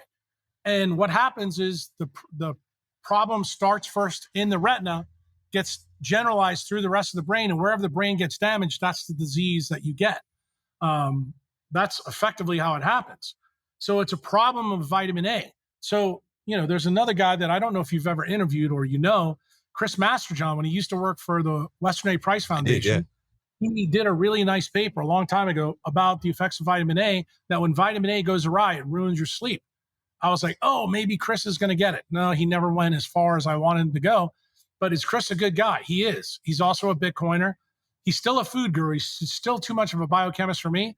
But you should pick through his work, because guess what? When you want to know why vitamin A is a real problem, when it comes to blue light, it destroys your ability to regenerate your photoreceptors. So when you regenerate the photoreceptor, you need to chronically have this blue light hit for the dopamine problem. And guess where it goes? The leptin melanocortin pathway has two major places that it goes with no synapses. The first one, I think SCN, that's the supracosmatic nucleus. That's what I tried to bring to the world 20 years ago when you first met me. Where's the other place it goes? The habenular nucleus in the hypothalamus and the thalamus. That's the relay center for the frontal lobes. Those are the two lobes that we got that our cousins don't have. This is the reason why mental illness, depression, addictive behaviors, obesity, that's where it's all coming from. That's where the reward tracks are. Remember the guys back in the day, Chris Kresser and Stephen Guillenet, they would talk about, oh, well, it's the reward circuits, and that they had no fucking earthly idea that the story was coming through the skin and the eye. They still don't to this very day. They'll still argue with you, oh, it's the food. The food is the big problem. It's not. It's the light. And when this disruption happens, you constantly need more and more and more. And it's what you just said to your audience, that when you sit in front of blue light all day, or you're playing your music in front of blue light, you get depressed. And I don't have to tell a guy like you or a guy like Rick Rubin, this is the reason why all these guys kill themselves. Because what are they doing? They do all their music in the dark at nighttime. All your gigs are at nighttime. They're not in the day. They used to be in the 60s and 70s, but they're not now. And all of these guys wind up destroying themselves, destroying their biology because of the non-visual photoreceptor system. And it turns out all the non-visual photoreceptors that get destroyed like this tend to be heme-based. Let me say that again, heme-based, like hemoglobin. Why? Because it turns out there's a very specific action spectra, 250 to 600 nanometer light. That's red light. Red light is the antidote to blue. So guess what? In the sun that's behind me, you never get blue by itself. You always get the antidote with it. That's the reason why blue light from the sun is not like blue light from your device. Guess what? That's the information the CIA, the FBI, and MK Ultra taught the government. So that's the reason why they've subtracted out the red and the UV, because guess what? That will help save you. Got it? And so once you're affected by this, it also encourages other addictions, which are related but might not seem to be, right? So you're seeking after drugs, you're seeking after sex, or all sorts of That's other why you things. have a pornography problem. You're seeking after food. I mean, not only that, you want to know what else? You seek after women you shouldn't be with. Sure. That's why the divorce rate's high. You also seek to be another sex. That's the reason why transgenderism is happening. Stuff that was in the Rick Rubin podcast that hit the floor, that they're like, no, we can't go there. Even Rick drew a line. I don't know if I want to go there. Right. That could get me canceled. But that's true. I've laid it out in the Patreon series. Why?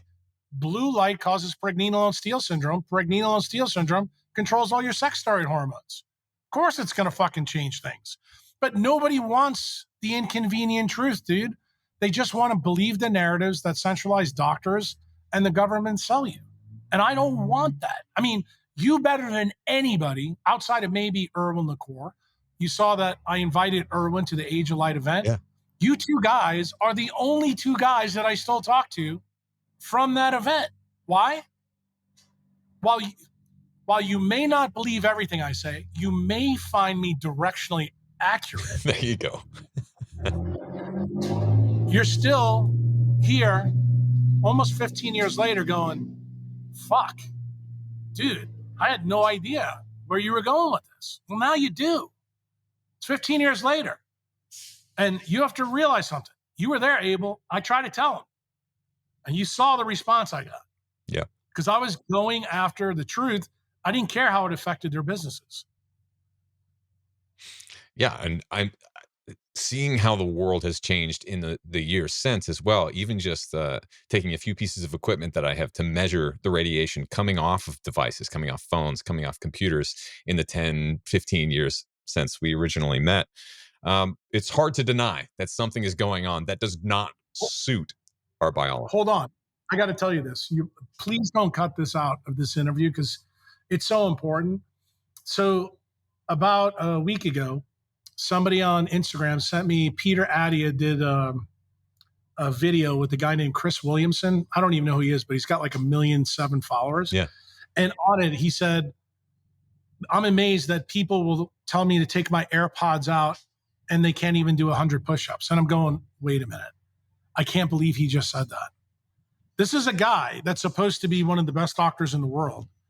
He just basically announced to the world that he thinks doing 100 push-ups is better than irradiating your brain 24/7. I'm not kidding you. And I'm sitting here, and the reason I say it, he's friends with Rick and he's friends with Huberman. And I'm going, bro, this is the reason why I have to do what I do.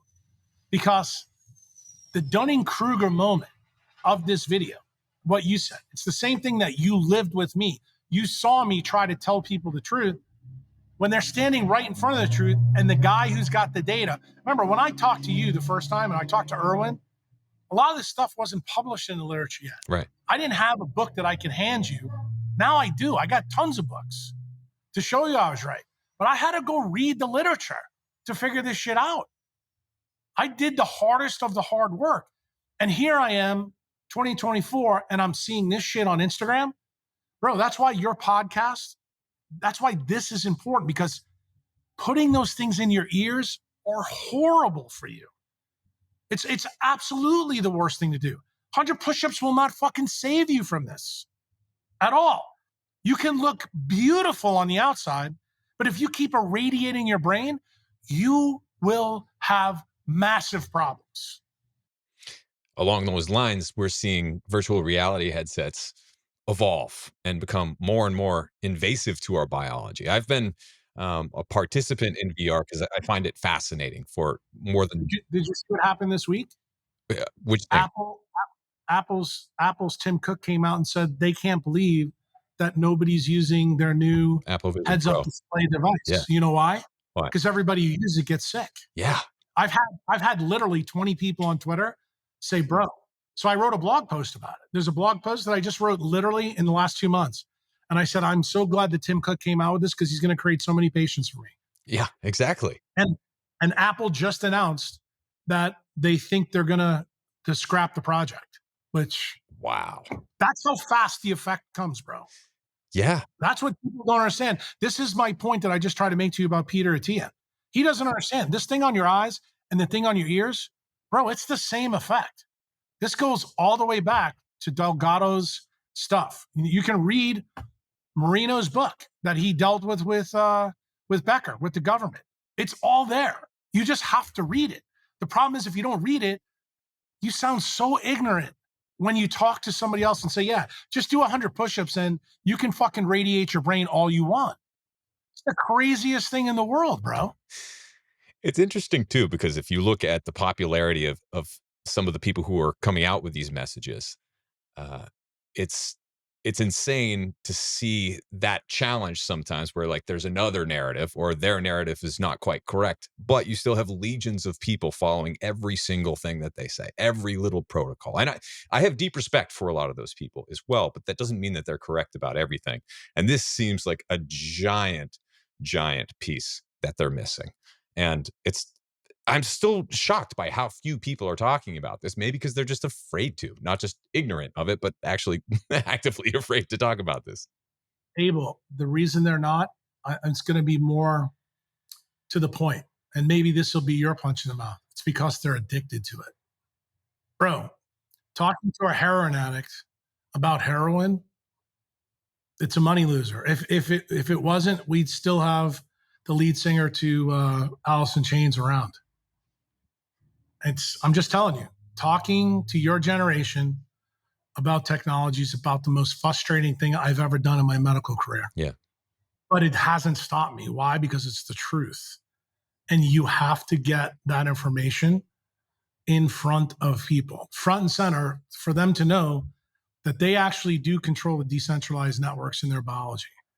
All they have to do is take full control. It's kind of what I just told you about, the election.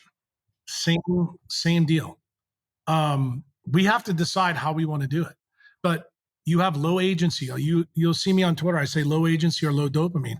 Those are one and the same.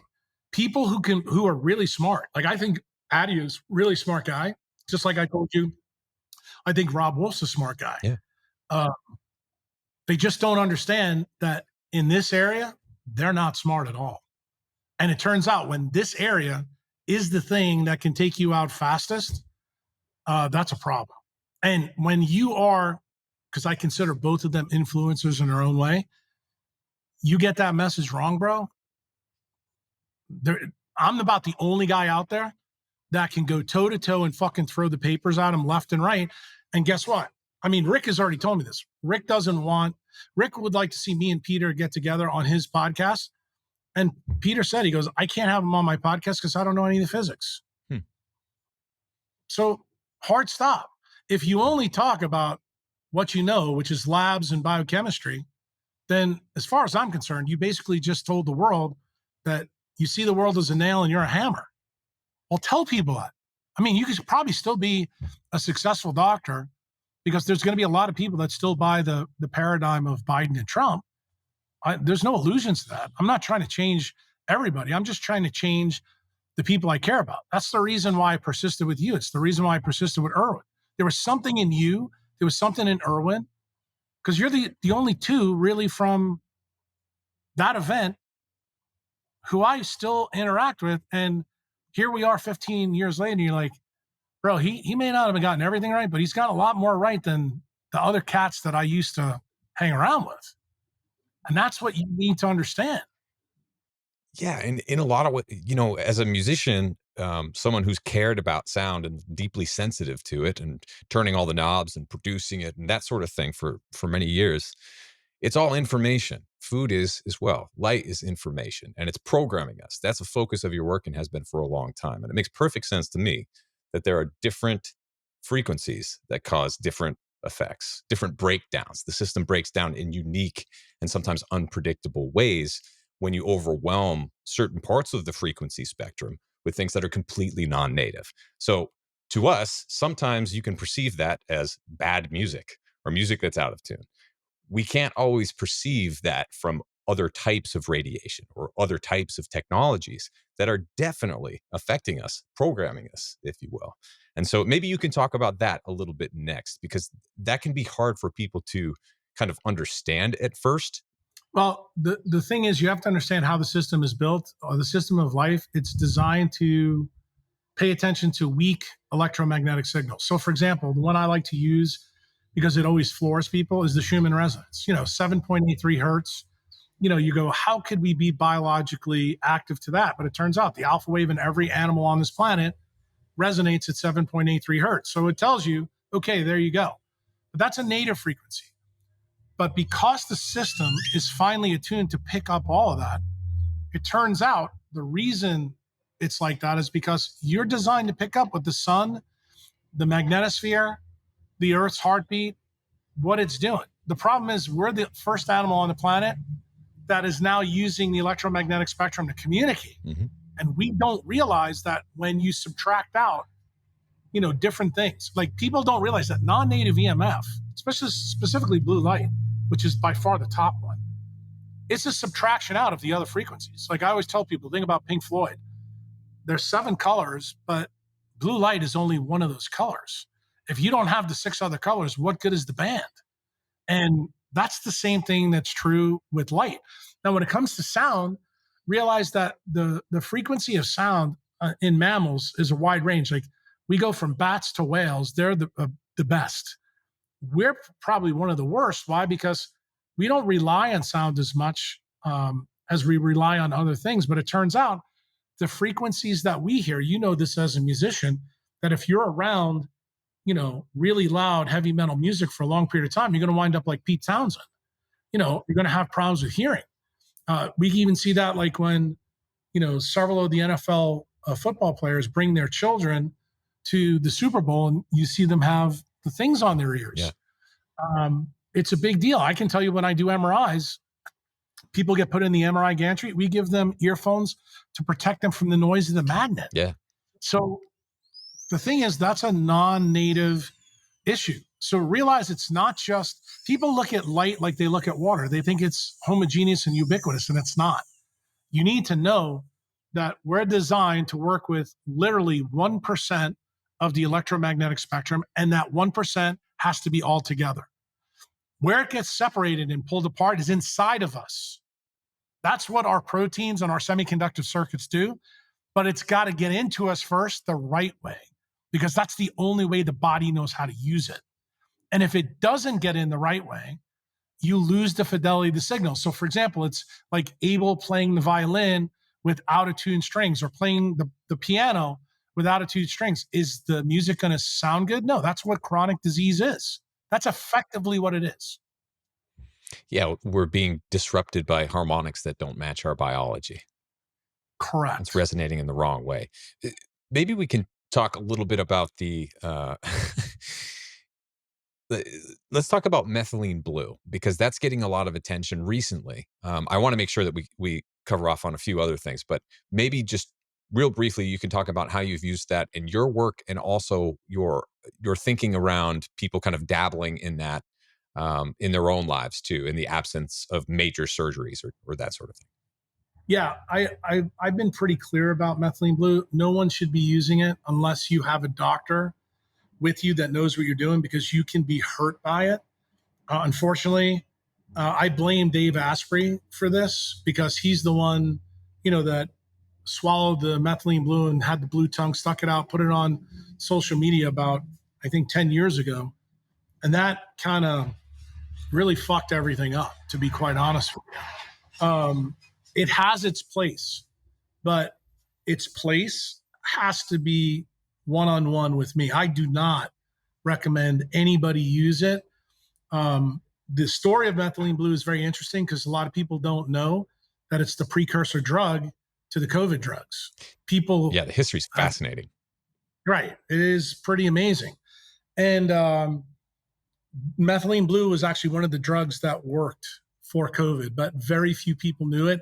I didn't talk about it much because I knew what they were doing with hydroxychloroquine was enough, because methylene blue is a derivative of hydroxychloroquine. Or I should say it comes from it. You can make hydroxychloroquine from it. But The effect that it has is a quantum effect inside the mitochondria. When the TCA cycle doesn't operate to move electrons and protons appropriately, methylene blue can be used to fix that. And the simple way to explain it to a non-scientist, remember it's called the TCA cycle, the Krebs cycle. That means it's a circular motion of, everybody thinks it's about carbons, but really the TCA cycle isn't about carbons. It's much more about the movement of electrons and protons. And it turns out the key protons are in the first cytochrome, which is the NAD positive and NADH couple. If you can't recycle that hydrogen back, the whole system breaks down. The redox power goes. What does that mean? The delta psi, that means the electric charge in the intermitochondrial membrane, goes away. And it turns out when you lose electric power, you get power plant failures all over the body. The most interesting thing that I tried to bring to you and Rob Wolf and Chris Kresser and all of them way back when, I'll never forget when I said this the first time, and the reaction I got was that if you don't see AM sunrise, your TCA cycle doesn't work, so you can't fat burn. So when you advocate to people like Ron Rosedale did at that conference that you should eat a ketogenic diet to live, the only way that works is if you see the sunrise every morning. Because believe it or not, when you eat a high-fat diet, if you're staying inside, you wind up like Jimmy Moore, and you wind up becoming a pedophile that's 450 pounds again. And, you know, it's kind of funny how 15 years later, that actually physically happened in reality. Like, we saw the results of that. But, you know, when I first said it, it wasn't true. There's this really funny guy on Twitter. His name is, his Twitter handle is HTW. I think his name is Henrik. I think he's from Europe. He's blocked me just like Philip Buchholz.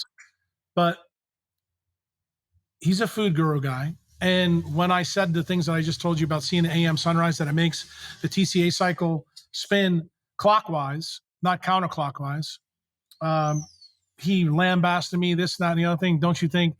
And I think it was early 2021, paper comes out, and he goes, I can't believe this. He goes, Jack Kruse was right. He goes, if you don't see AM sunlight, you can't use beta oxidation.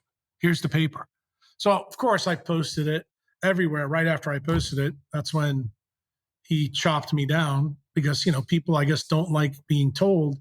But, you know, here's the issue. How did I figure this shit out a long time ago and you didn't? It comes down to the details, my friend. And that's actually what I've always tried to tell people. Put people who are detailed in your network and you'll be okay. You may not like the way they deliver the message, but I think when you understand why I have to be the way I am, Abel, I'm a salmon swimming up the stream in centralized medicine. I am so fucking sick and tired of the bullshit and the lies. So when I see somebody selling a half truth, to me, it's like a full lie. So I'm going to take your head off. And I think you understand the reason why now, because collectively now that we didn't have through paleo effects, globally, we lived through it all together. You actually saw how this is a big deal.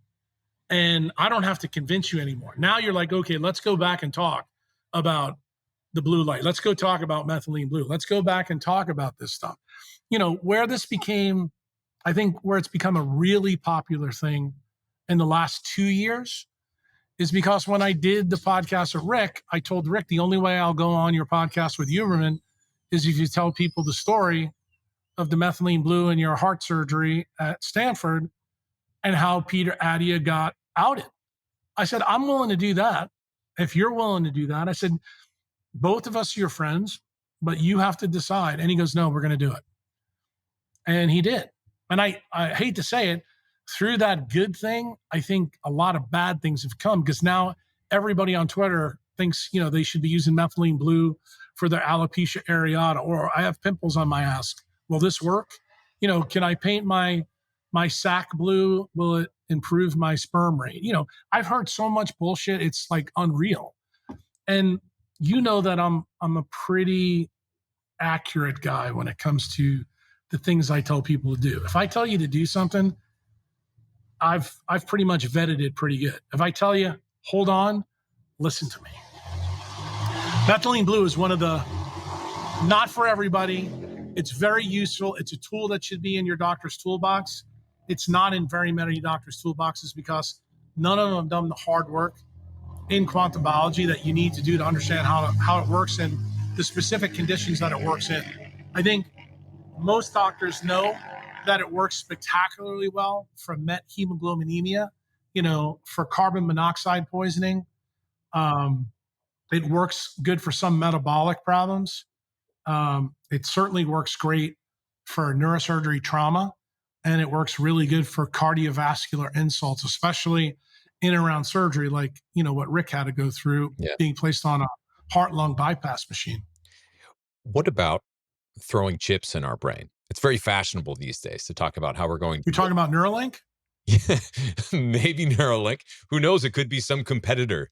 At this point, it sounds like it's going to be block rushed by all sorts of different corporations coming after it. It's not like it's a new thing, though. I think maybe you could offer a bit of the history around why this might not be the best idea, to ask a leading question. To be honest with you, I think we've already covered this pretty well. It's the next generation MK Ultra. It's the next generation Professor Delgado's work. I have no illusions they're going to do it. I think Elon Musk is leading that charge. Seems that way, yeah. Do I think that Elon may be doing it for a good reason? Sure. But I think the same criticism that I levied to Peter Attia with the pod, thing that he did on Instagram, I would level to Elon Musk. That, good intentions don't matter. The bottom line is if you harm people, you've got to realize that is a huge problem. And I'm just going to tell you, I'm going to make it as simple as I can for you. If you were designed to have a fucking silicon-based chip in your head, God would have put it there. Evolution would have evolved us to it. That's not how it works, bro. What about hormone replacement therapy, peptides? Maybe we could talk about GLP-1 receptor agonists a little bit.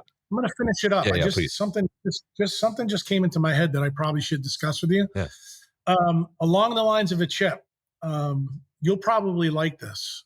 There is, the story that I laid out in the Huberman podcast about the KT event and that Eutherian mammals and theropod dinosaurs got through.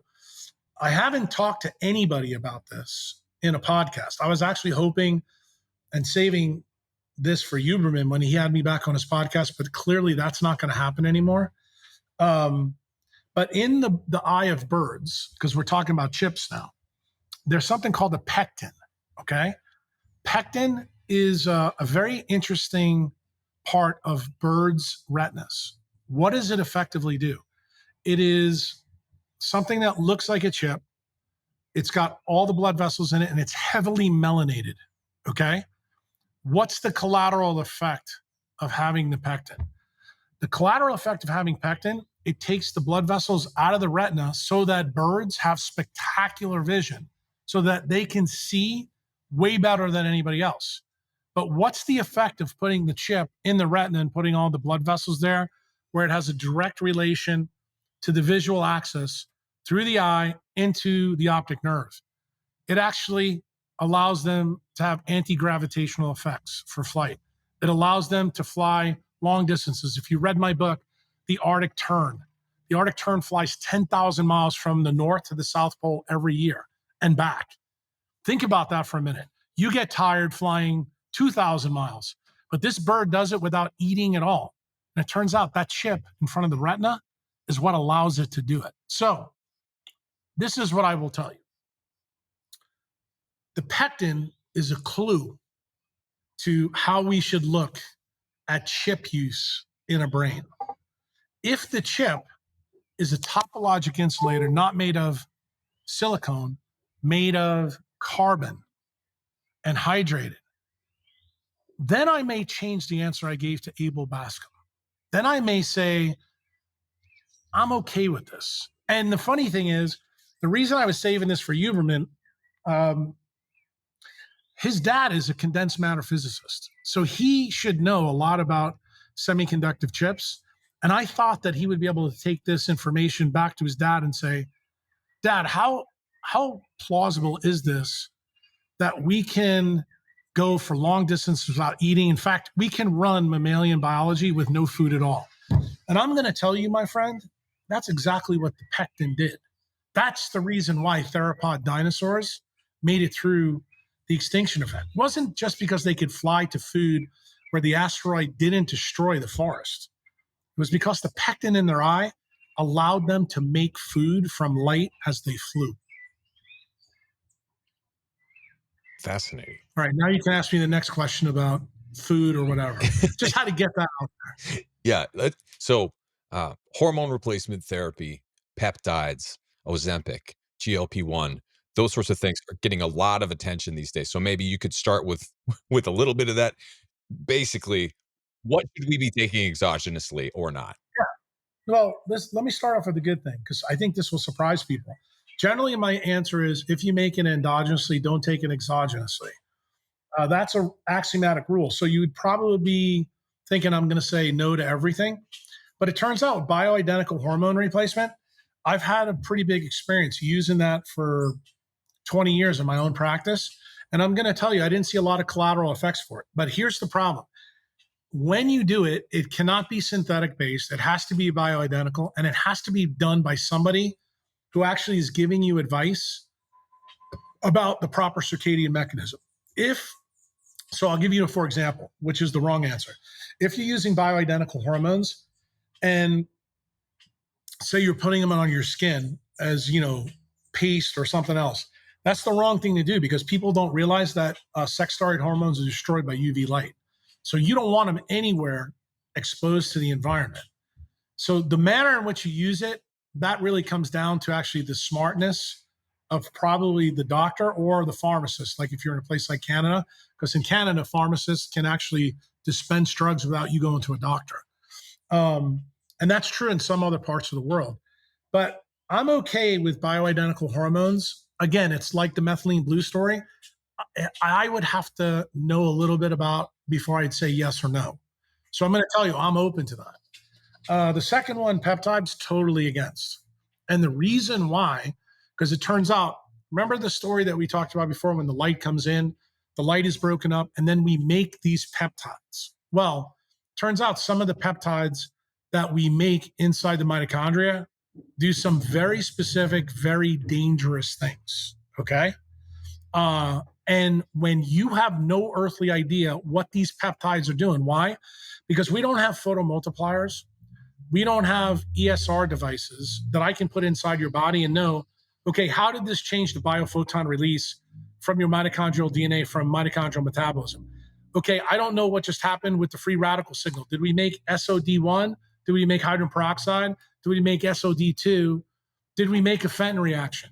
Bro, I need to know that information to give you that answer, okay? Now, this falls into the third one. Ozempic is a peptide. It's a GLP-1 inhibitor. So, Abel, I don't know if you listened to the podcast that I did about 2 months ago with a guy named Daniel Prince, huge Bitcoiner. This is the reason why they canceled my TED Talk, because I was basically telling people if you use sunlight and cold, you have no need for obesity drugs. Well, guess what? That was a really bad message to deliver in 2011 because guess what? Novo Nordisk, Amgen, who else do I want to throw under the bus? Pfizer, Merck, they were all working on these drugs. Why? When the synthetic leptin trials that I told you about in the paleo times got canceled, I never told you the reason why they were canceled, because they were using these peptides to actually control obesity. So what's the game plan of big pharma? Let's make people fat with blue light and then sell them drugs to cure the problem. That's the game that's being played over the last 30 or 40 years. Why? Think about what happened with Viagra. Viagra was a repurposed cardiovascular drug used for pulmonary hypertension. When they gave it to people, everybody got a hard on. And they were like, hold on, we don't need to use this drug anymore for this. Let's just use it for hard-ons and sell it. Well, turns out Big Pharma made a huge amount of money from hard-on medicine. The first thing they thought about, we're creating huge amounts of obesity through this blue light device. And, if you remember in the paleo times, I actually told Rob Wolf this once and Chris Kresser, every 10% spending in technology made the NHANES obesity curves go to the right. So we were creating more obese people. And this made total sense. And it offended the paleo guys because remember, everybody there thought it was about food. But I kept throwing that slide up of calories from sugar and calories from oils. The amount of food that we've been eating hasn't really changed that much, but the obesity has gone on exponentially. And when you understand the story that I just told you about the pectin in the bird's eyes, and you realize that the leptin melanocortin pathway goes to the neurons that control appetite, satiety, and energy balance in the hypothalamus, all of a sudden you start to see the story right there. Birds are doing the same thing we do with our RPE, which is our retinal pigmentum epithelium. The problem is we don't need to have this special chip in front of our retina because we don't fly. We don't disconnect from the earth all the time. Turns out blue light effectively does do that to us, but in a different way. But when you realize that the process is one and the same, you begin to see that big pharma has got a solution through using these peptides to treat us. Now, why am I really negative? Because you would say, well, Jack, I mean, in fact, I will tell you, famous Bitcoiner, Jason Williams, who's a billionaire from Bitcoin, good friend of mine, he's like, bro, I don't have any problem with people wanting to use GLP-1 drugs. Well, here's my problem with it. Have you ever read the package insert? It causes MEN1, possibly MEN2. So what does that mean? That's multiple endocrine neoplasia. Well, guess what? That leptin melanocortin pathway goes straight to the anterior pituitary gland. That's where most of the MEN syndromes start. So guess what? The package insert is warning you that there is a huge problem by utilizing this exogenous peptide. That problem could turn out to be a life-threatening cancer. It turns out thyroid cancer is not a thyroid, I should say not a cancer you really want to fuck with. Why? Because we're not really good at treating it. And to me, I'd rather see you be fat and wise up about why you're fat. It'll take you a while to really come to realize that it's from all the electromagnetic pollution around, and you tend to have a defect in the leptin melanocortin pathway that comes off your retina in the peripheral area that goes to those AG neurons. Those are the agouti neurons that, you know, I talked about 15 years ago in the blogs. That's absolutely the target that's broken in people that are obese. And it turns out that those neurons feed in to the habenular nucleus that goes into your frontal lobes. That's the reason why the reward tracks are involved in obesity. It's a second order effect. It's not a primary effect. The primary effect is from the RPE to the hypothalamus to those agouti neurons. And that was the key story that was in the Rockefeller paper from 1994 that I mentioned at the PaleoFX, conference. Unfortunately, I never got to talk to you about the details of it because you saw the firestorm that idea caused. But I think now, when we look back on it in 15 years, I think it was pretty prescient what I was telling you guys. I think now we know, and now you know why the TED Talk was banned. Now they don't even care about the TED Talk. Why? Because the drugs are out. I mean, and here's the craziest part of the story. In the United States, if you're obese, you walk into the doctor's office, it's now FDA approved for you to get that drug as a first-line treatment for obesity. They won't talk to you about diet. They won't talk to you about light. They'll say, just take the drug. Okay? Same thing is true with type 2 diabetes. Now, the company that's printing money, who's made the most money from this drug? It's Novo Nordisk. That's a European country from Scandinavia. Well, you'll be shocked to know that in the last 6 months, Novo Nordisk just got approval from the EU. It's called the EDA or the EDM. That's their version of the FDA. They just gave them the same approval in Europe that we got in the United States because it turns out obesity is now becoming a huge problem in Europe, just like it did in the United States. The difference is the amount of technology we use versus them is exponentially larger. And not only that, the cultural differences, they live outside more than we do. I mean, you happen to live in a state where proof of concept's right there. Go to Houston and tell me where there's any place for you to walk around. You have to drive everywhere. And when you drive, it's so fucking hot, you run straight to the air conditioner. Right? Yeah. Am I lying? But people don't realize that's the real story. That's the anti-Western A price story. It's the story that I laid out in the 2016, talk that I did for the Western A price people in Vermont. I'm like, bro, we live inside. Go open up Western A Price's book. Every fucking picture looks like I look right now. Yeah. Right? Outside. And the thing is, when you point out something that's that simple and that easy, it's the mark of an educated mind to take something you don't believe, examine it. That's all I've been saying for 15 years. And it's the reason why I'm radically against GLP-1 drugs, because I think, Abel, it's the same thing. When they addict you to the idea of GLP-1 drugs, it's the same effect that I told you about the heroin addicts before and about the blue light screens, that are affecting all your artist friends. Like, once they get you addicted, bro, you're going to be a lifelong customer of GLP-1 drugs. Yikes. Well, real quickly, what about the connection between health and wealth? And for people who are non-Bitcoiners, what the heck does Bitcoin have to do with all of this? Well, it's a great point. You need to understand that everything that I teach on biology, mitochondrial biology specifically, is decentralized. What does that mean? There's no central control. So what is the controller of mitochondrial biology? It's light and dark cycles. So that means it's not light alone, it's not dark alone. It's got to be together. That is essentially what circadian biology is controlled with. You'll remember back in the paleo times, we had the whole 30 people telling people it was always about food. And I used to make the jokes, it's not about the food, it's about circadian biology. Well, what you may not know is the two gears of the circadian clock that control that process are called Rev Herb Alpha and Rev Herb Beta. We found out in the last 15 years since that event that they're both heme-based proteins. So guess what that means? That blue light story that I told you, that's what uncouples the system.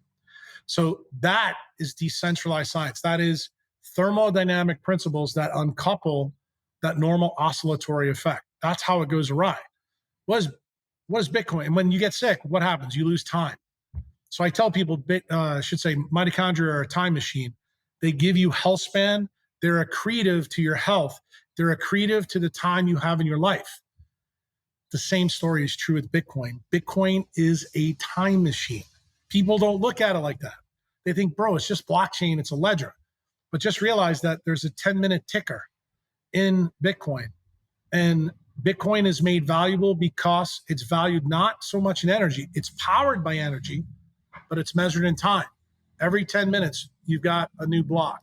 You've got new transactions going through. And it turns out the more periodicity that's present in that blockchain, the more secure, the more accurate it gets.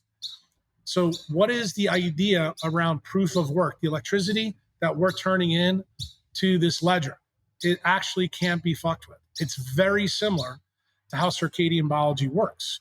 So it also works on decentralized thermodynamic principles, where you're taking sunlight and turning it into energy and information in mitochondria. You're doing the same thing in Bitcoin. You're turning it into time and value.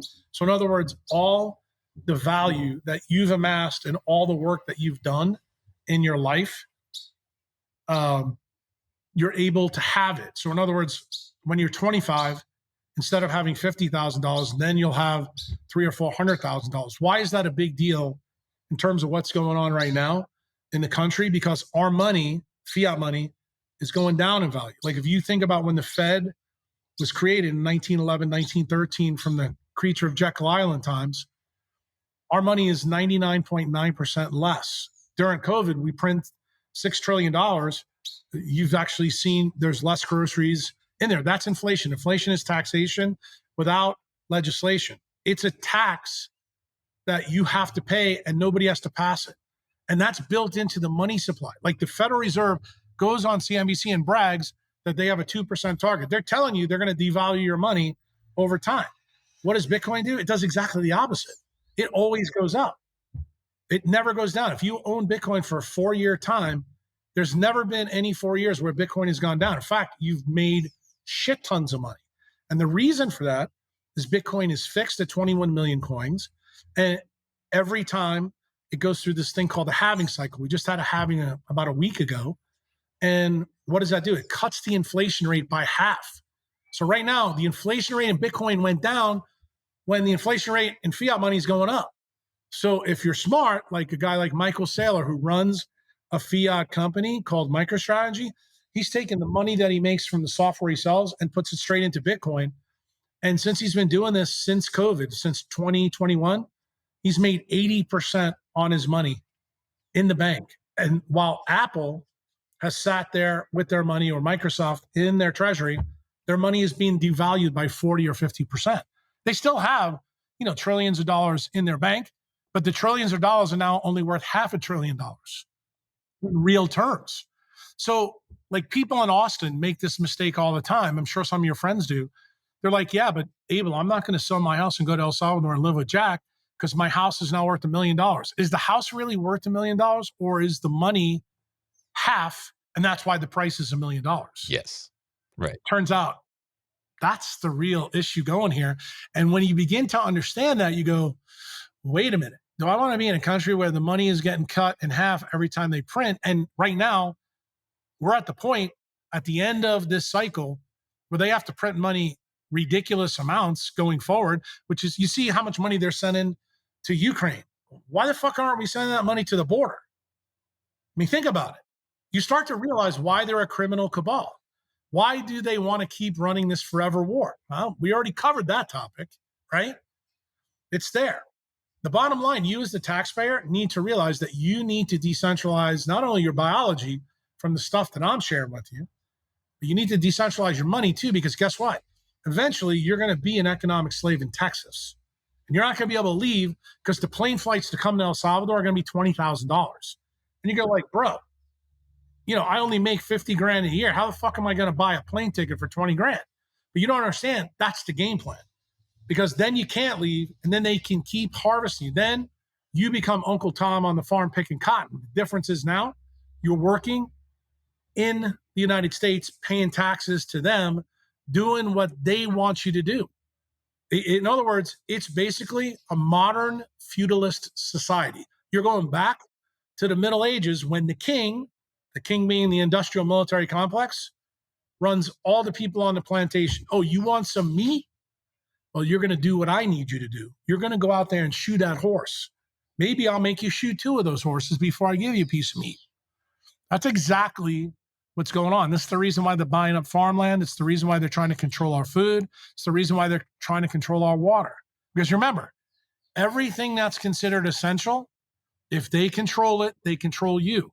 So when you say, I'm hungry and there's no Vienna sausages left at Hebs, you're going to be like, bro, what am I going to do? Are you going to flip and become a vegan and eat bugs like the World Economic Forum wants you to do? I mean, think about it, because they're already putting the propaganda out that Abel James should embrace eating crickets and cicadas. Oh, yeah. It's been out there for a while now.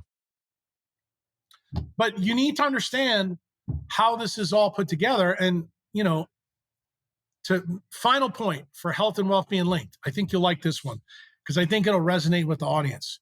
This is the reason why dermatologists and Bill Gates Foundation have the same goal: block the sun. If you block the sun, you know who it's good for? The profiteers. That means you'll go to see the dermatologist more because you won't have the life-saving energy source you need to run the melanin, leptin, melanocortin pathways in you. And Bill Gates wants to block it because you become an obedient idiot. You become more tied to Big Pharma. You become more tied to his vaccine business. You actually become way more targeted to his old business, which was Microsoft. Why? Because you'll be watching Netflix, who makes movies using his software. Bro, this is, when I tell you that incentives dictate outcomes, you need to know that. That's the reason why you need to decentralize your money, because when you do that, you, in the next 4 or 5 years, may be able to come see me. The people who are listening to this, who stay in the fiat shitcoin world, bro, you can't worry about them. Those are the people that didn't want to swim in the cold water to get to the boats to save their life off the Titanic. And you have to realize, some people you love, some people you care about, some of your best friends, those are those people. And then also, we're becoming slaves to the algorithm in so many different ways, whether we're talking about social media right now or looking to the future. When I've heard you say you walk into Walgreens and you're not treated by a doctor, you're treated by the algorithm that Google gives you to try to change your outcomes in one way or another. Maybe you can just riff on that real quick. Yeah, I mean, everything about evidence-based medicine now is algorithm medicine. You come in, you have a problem, the algorithm says do this. So you go through the whole chain. And why is this good for the centralized healthcare system? Because they don't have to hire a doctor like me and pay me a lot of money. They can hire some retard out of high school that's got some MS degree. You know, they've worked for 6 months for training. And they say, oh, the algorithm says that you need to have some ampicillin. So here's the ampicillin. Oh, you got a UTI? You get Cipro. And by the way, you can get the Cipro right back here in the pharmacy. The whole system is based on the profiteer profiting. The problem is your compliance with the system is the big problem. It's the only point of control that you really have. So when you see my Twitter feed, what do I always say? Compliance carries costs. So when all these people are vaccine injured, people say, dude, don't you have a heart? I'm like, no, they're actually doing us a favor. There's a lesson in their demise. Do you see the lesson? You don't realize that the same lesson is happening when you go to Heb and you buy CAFO beef versus spending an extra $3 on the DHA-laden beef that ate grass. It's the same fucking story, dude. So if you're compliant with the bullshit, now I used a bad analogy there because latest studies out there show that the difference in beef's not even that good. In fact, or not even a big deal. In fact, Rob Wolf's even been talking about that lately, which I give him credit, you know, that it's true. But I should have used the analogy probably with seafood versus red meat. There's no comparison between seafood and red meat. Seafood is always a better choice for a lot of different reasons, but it's generally more expensive. You have to realize the food industry is going to make the things that are best for you the most expensive. The things that are the worst for you, the best for them are going to be the cheapest because they're going to use the Walmart model and make sure that you eat fucking Doritos coming out your ass. Okay? That's the goal. But the thing is, you have to understand how you're being played by the algorithm. It's almost like, remember the story I told you about Mo before, how MK Ultra came? That's what's going on in supermarkets now. It's the same story that went on in Las Vegas with, you know, the one-armed bandits. Why are one-armed bandits so successful in casinos? Because they're blowing blue light right at your face. I mean, literally for hours on top of hours. So what did the supermarket do? They're all LED lit. They put all the worst shit so you see it right in front of your eyes that's already been, you know, screwed by, you know, your computer, your LED lights. Like they already know that you're looking for Doritos, nachos, and fake cheese from Frito-Lay. They get it. They're going to make sure that the bone broth made on a Texas farm is in the fucking corner of the store when there's no light on it. They don't want you to fucking buy it. And if you don't think that the food companies are paying for shelf space, you're fucking out of your mind because they are. Dude, this algorithm goes so deep that you don't even realize how you're being played. Like I've told people when you're on Facebook, if you like anything, you're an idiot. You should never like it because guess what? That's feeding the algorithm. In fact, you should do things to actively fuck the algorithm. And that's part of the reason why you'll see on Facebook now for like the last 4 years, I always make sure I take LinkedIn and Twitter stuff and put it on Facebook. The reason I do that because it fucks their algorithm up. Yeah. You know, I talk to people about how to fuck the system up. I do the same thing in medicine. I tell patients, I said, if you want to blow the system up, this is what you should consider doing. And they're like, I never thought about that. I'm like, try it, see how it works. Bro, they come back and they're like, dude, this was brilliant. And you know, like the emergency room doctor's like, I didn't know that. You know, I didn't know that. You know, that's the whole point. The reason they didn't know it, because the algorithm they were fed in medical school never let them see it. That's the whole point. You only get told the part of the story that benefits the boss, the controller, the profiteer, the government. Remember why the government wants your kids to go to their school? Because you become their obedient. Your kids aren't your kids. You want to know the reason why the government thinks that a nurse should have control when to give your kids vaccines in schools? They think they own your kids. You're an economic slave and you don't even realize it. Just by you putting a kid in public school, you are complicit with the algorithm. Man. There's so much more we could talk about, Jack. But what is the best place for people to find your work? You've got a great Patreon, a few websites out there, and what's coming next? I don't know. To be honest, I don't know. If you want to read the book and learn about leptin when Abel first met me, you can go on Amazon, read the Epi Paleo RX, the basics of leptin and cold thermogenesis. They're in there. Then if you want to cut your teeth on a lot of the free stuff that I had before they started coming after me, that's on the Jack Kruse website. On my website, I actually have a form. The form is free.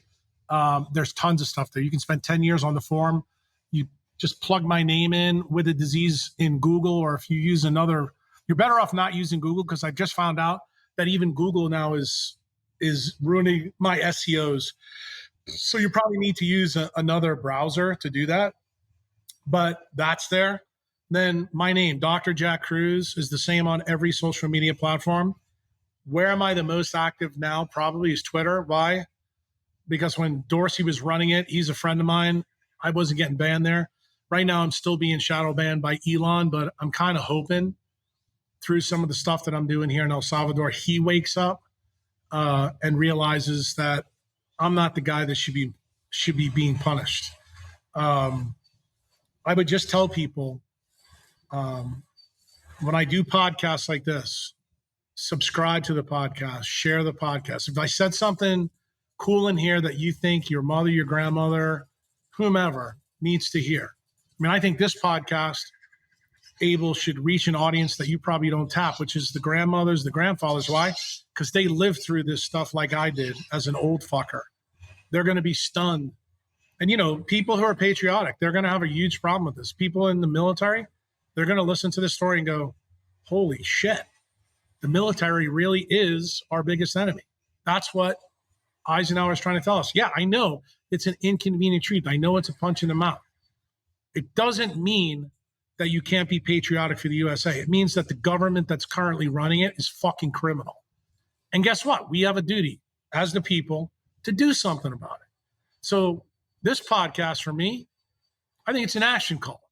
I think it's an action call for you to sit down in front of the mirror and say, why is it that I really want to vote for Trump? Why is it that I really want to vote for Biden? Why is it that I'm afraid of Bobby Kennedy? Why is it that I'm afraid of Nicole Shanahan? Why is it I'm afraid to talk to people about things that shouldn't be controversial online? You know, why is it that I feel more comfortable watching a podcast instead of sitting down with Abel and Jack having coffee at a coffee shop? Why don't we do that anymore? Why do people need Tinder? Why can't you go out and find a partner without something between you two? Why is it? Why do you like porn so much? Well, I'm going to tell you why, because the government made it that way. They made you addicted to it. And it makes you more controllable. That's why guys like Jeffrey Epstein exist. They are plants out there to get dirt on people, to control the narrative. Okay? That's the reason why the list ain't released. And you ain't never going to see it. So stop asking for it. What I'm telling you in this podcast is know that you are in the matrix. But once you know you're in the matrix, it's really hard to go to sleep again. And see, that's the point. The point is they want you asleep, and Uncle Jack doesn't want you to sleep. I want you wide awake, and I want you questioning everything, including me. Well, Uncle Jack, I salute you. Thank you so much for speaking so candidly and giving us all a punch in the mouth. All right. Come down to El Salvador, dude, before the prices go too high. Hey, I would love to. That way you can play some music for me. Yeah, man. On your acoustic guitar. Hey, I would love to.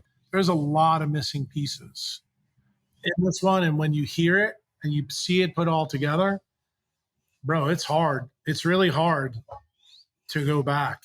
And then, you know, it's kind of an interesting time we're in too, because you're 7 months before the election. And I know that there's probably people down there that have already had their minds made up. Yeah, I'm going to do this. I think this is the kind of podcast that it also gives you enough time to actually really think about it with your friends. You know, start talking about it. Yeah. I think that's really what has to happen. I think so too. But you know, I mean, we've been stung pretty hard by censorship, shadow banning, getting my accounts deleted, just like not being able to reach our followers. Now even our newsletter is getting like completely thrown under the rug. Just get ready for when they cancel your bank account, I know. because that's coming. Well, It's going to happen. I'm telling you, you need to be ready. You need to actually open up another account somewhere where it's not going to get canceled. yeah. I'm not kidding you. I'm being dead serious. This is part of the reason why Bitcoin's huge, because when you got a cell phone down here, bro, that's your bank. They can't fuck with you. Yeah. No way they can fuck with you. Even Coinbase. The problem is, if you're running your business in the United States, you still need a link to that fiat system. And that's why I'm telling you, probably your best bet is a money center bank right now. But I think even that's going to go. I think you need to start thinking about a Panamanian bank account, one that's not tethered to the Fed, that you'll still be able to run their business because they have enough connections where they can send the money through the American banking system and they'll never know that it's coming from you. So you need to actually spend some time doing that, because I do think you're going to face that in the next probably 2 to 4 to 5 years. Wow. If you think it's bad now, bro, it's going to get a lot worse. And when they turn the money off and they confiscate fiat, 6102, and they push the CBDC, I still think the CBDC will be ruled unconstitutional. But here's what people don't understand.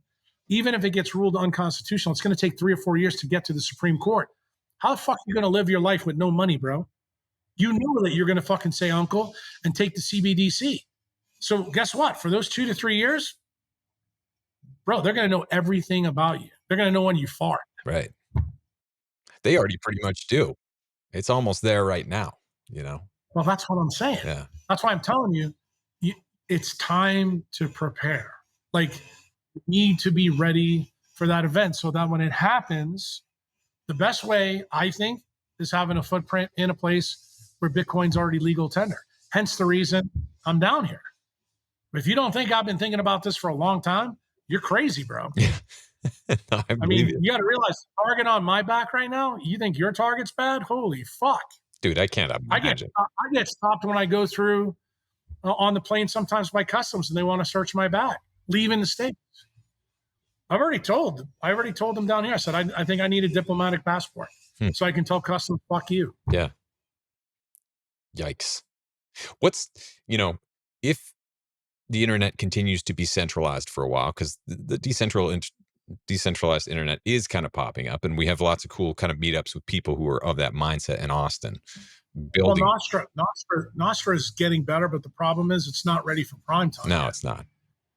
Right. And when it's going to take a while, they need to get on it. I can tell you that Dorsey's doing a lot of work, to actually make that happen, because he knows that it's a really big deal. The bottom line, and this is a good thing, I think, this is the reason why I want to get people to an oasis of freedom, because I think what's going to happen, we're going to be meeting in my house. That's going to be the internet. I think we're going back to the old way. I think like-minded people, they're going to have their communities where we'll be self-sustaining all of ourselves. And they don't believe that people will go to that level to do it. And I think they're sadly mistaken, especially in the Bitcoin community. Like, I'm just sitting here talking to you. You're probably the perfect guy. I thought at one time the paleo guys were that group, but they weren't. The interesting thing is a lot of the paleo people, though, are now in Bitcoin. And, have I set my life up right now that I could pull the rug and walk away from everything in the United States and not give 2 fucks about it? I'm already there. So if the great confiscation event happens, I'm not fucking concerned about it all. The bank can take my fucking clinic there. I don't give a fuck. Yeah. I really don't. But the thing is, psychologically, you got to be ready for that. And I have to tell you, a lot of people, they struggle with that. The problem is, I think all it takes is for someone to close your bank or someone to go after your business for you to start going, okay, that fucking irrational feeling that I had towards Texas or towards Austin or towards my family, that's fucking got to go. Yeah. because ultimately the government is coming after you like they came after JFK. Don't forget that. These guys are not fucking playing fair. They're not playing nice. They look at you as their bitch, and they're going to use you as you see fit. So you got to decide the terms of engagement here. Do you want to be like the loyalist to the crown, or do you want to be a Minuteman? Do you want to be part of the militia?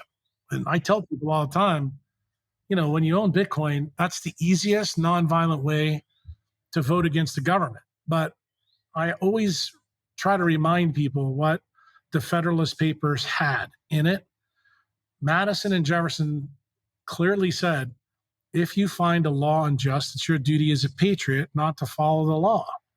So that one question right there, my friend, has huge implications, because before we'd have that discussion, you have to sit in front of your mirror and ask yourself some questions. Allison, the same way. If you guys are together, same way. You got to be on the same page as this, because if you're not, like I just did a consult today with a lady, her and her husband completely, they live in the same house, but they're married, but they're not married. And one took the jab, the other one didn't. Let me just tell you something. The pain of talking to this person, to know what they've been through, to know what they're enduring. I told her the same thing I'm telling you. You got to look in front of the mirror and say, what kind of life you want to live? You got to decide, bro. You really are the patriot for you. And when you strip it down, yeah, you can always make an excuse for the conditions of existence, that there's a reason for you to do this, that, and the other thing. But ultimately, the decision's got to come down, am I doing the right thing for me long term? And realize, you'll find out when you're doing the right thing for you long term, turns out it's the right thing for the people you care about too. Why? Because even if they fuck up, you're going to pull them out of the water anyway when they're drowning.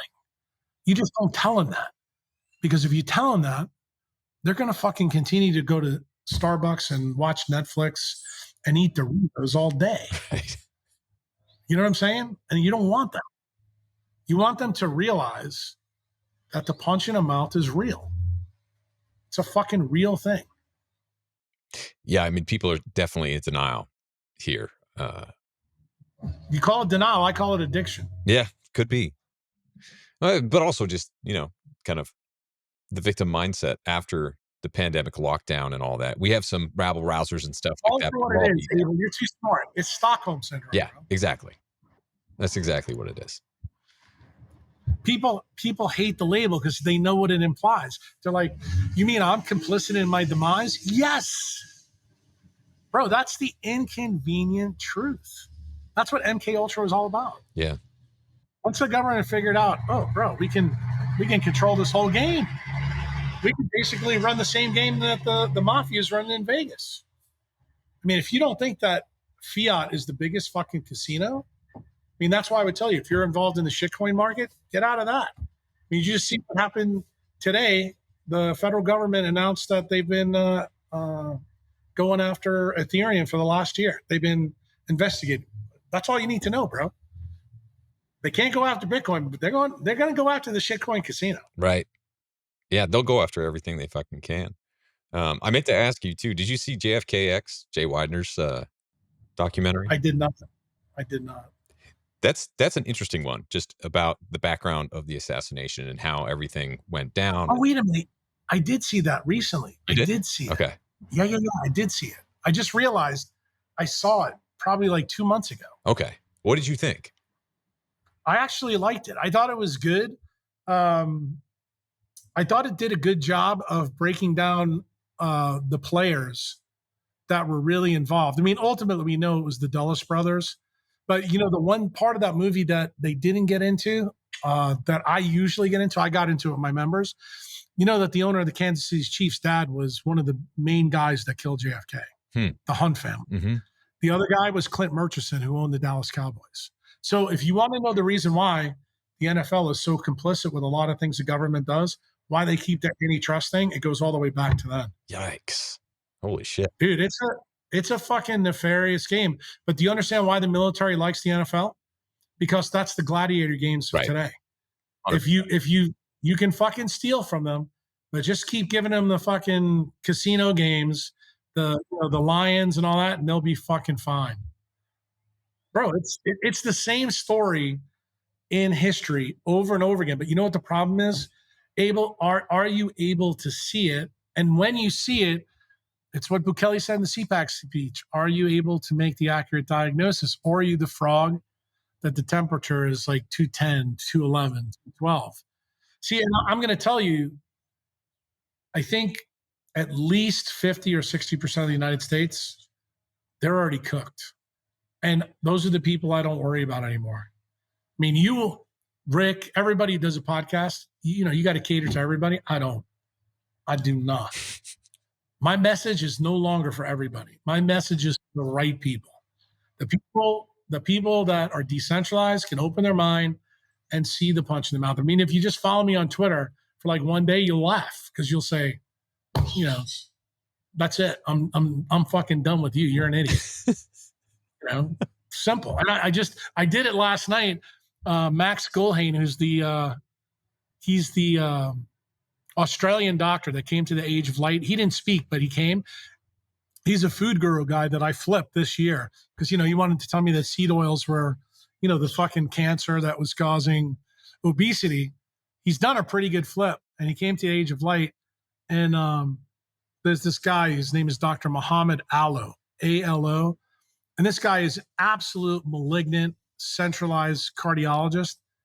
I put out like a 10 or 12 tweet thing for Max's benefit, not to go after Dr. Al. I said, Max, you're too fucking nice to people you should punch in the mouth. So I said, let me show you how I would do it. Yeah. So I put the whole tweet thread out that I would say to Dr. Allo if I had a problem with him. And then I fucking tagged Max in it. And he's like, bro, this is like fucking epic. So of course, a lot of people fucking liked it. And other people said, I'm going to tag my cardiologist in this. So it was pretty funny. But the point is, Max is still altruistic that he thinks he can fix it from inside. I'm like, ain't fucking happening, dude. Yeah. These guys, look, healthcare sits at the top level of the Cantillon effect. They are fucking printing money. They'll be the last group of people that ever capitulate. So that's the reason why the whole thing needs to be fucking blown up.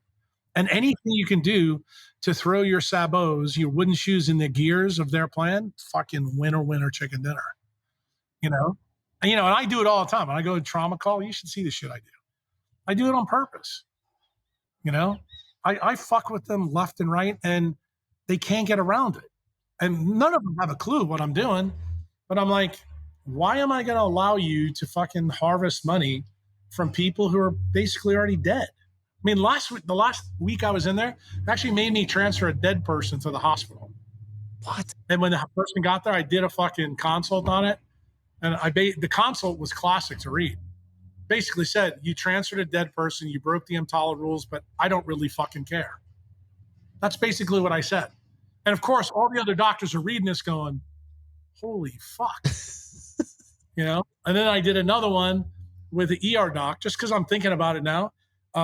He calls me up, and it was fucking late at night. It was probably like 1 or 2 in the morning. So that pissed me off because he woke me up. And he's like, look, I got a 17-year-old down here that's just had an MRI because she's got horrible back pain. And it says that she's got degenerative disc disease and facet arthritis. I said, bro, she's 17 years old. I said, do you see a disconnect with this? And he goes, yeah, that seems kind of weird. I said, go ask her how much she uses her phone and her computer. I said, she needs blue blocking glasses. She needs to go see her primary care doctor. I said, because she's destroying her melatonin level. And he goes like this to me, he goes, is that really how it fucking happens? I'm like, yeah, bro. It's been going on for 20 years. Welcome to the fucking party. Jeez. And he's like, you're kidding me. I'm like, no. And I hung up the phone. That's it. But I look at it like when I tell you the story, why I don't want to make you laugh. I want you to understand, am I not doing what Madison and Jefferson said? When you see something unjust, it's your job as a patriot to do something about it. Now, remember, that gives you free leeway. You get to decide how you want to do it to make your point. You know, hey, dude, that's up to you. It's been a minute, so let's do this in person next time. All right, sounds good.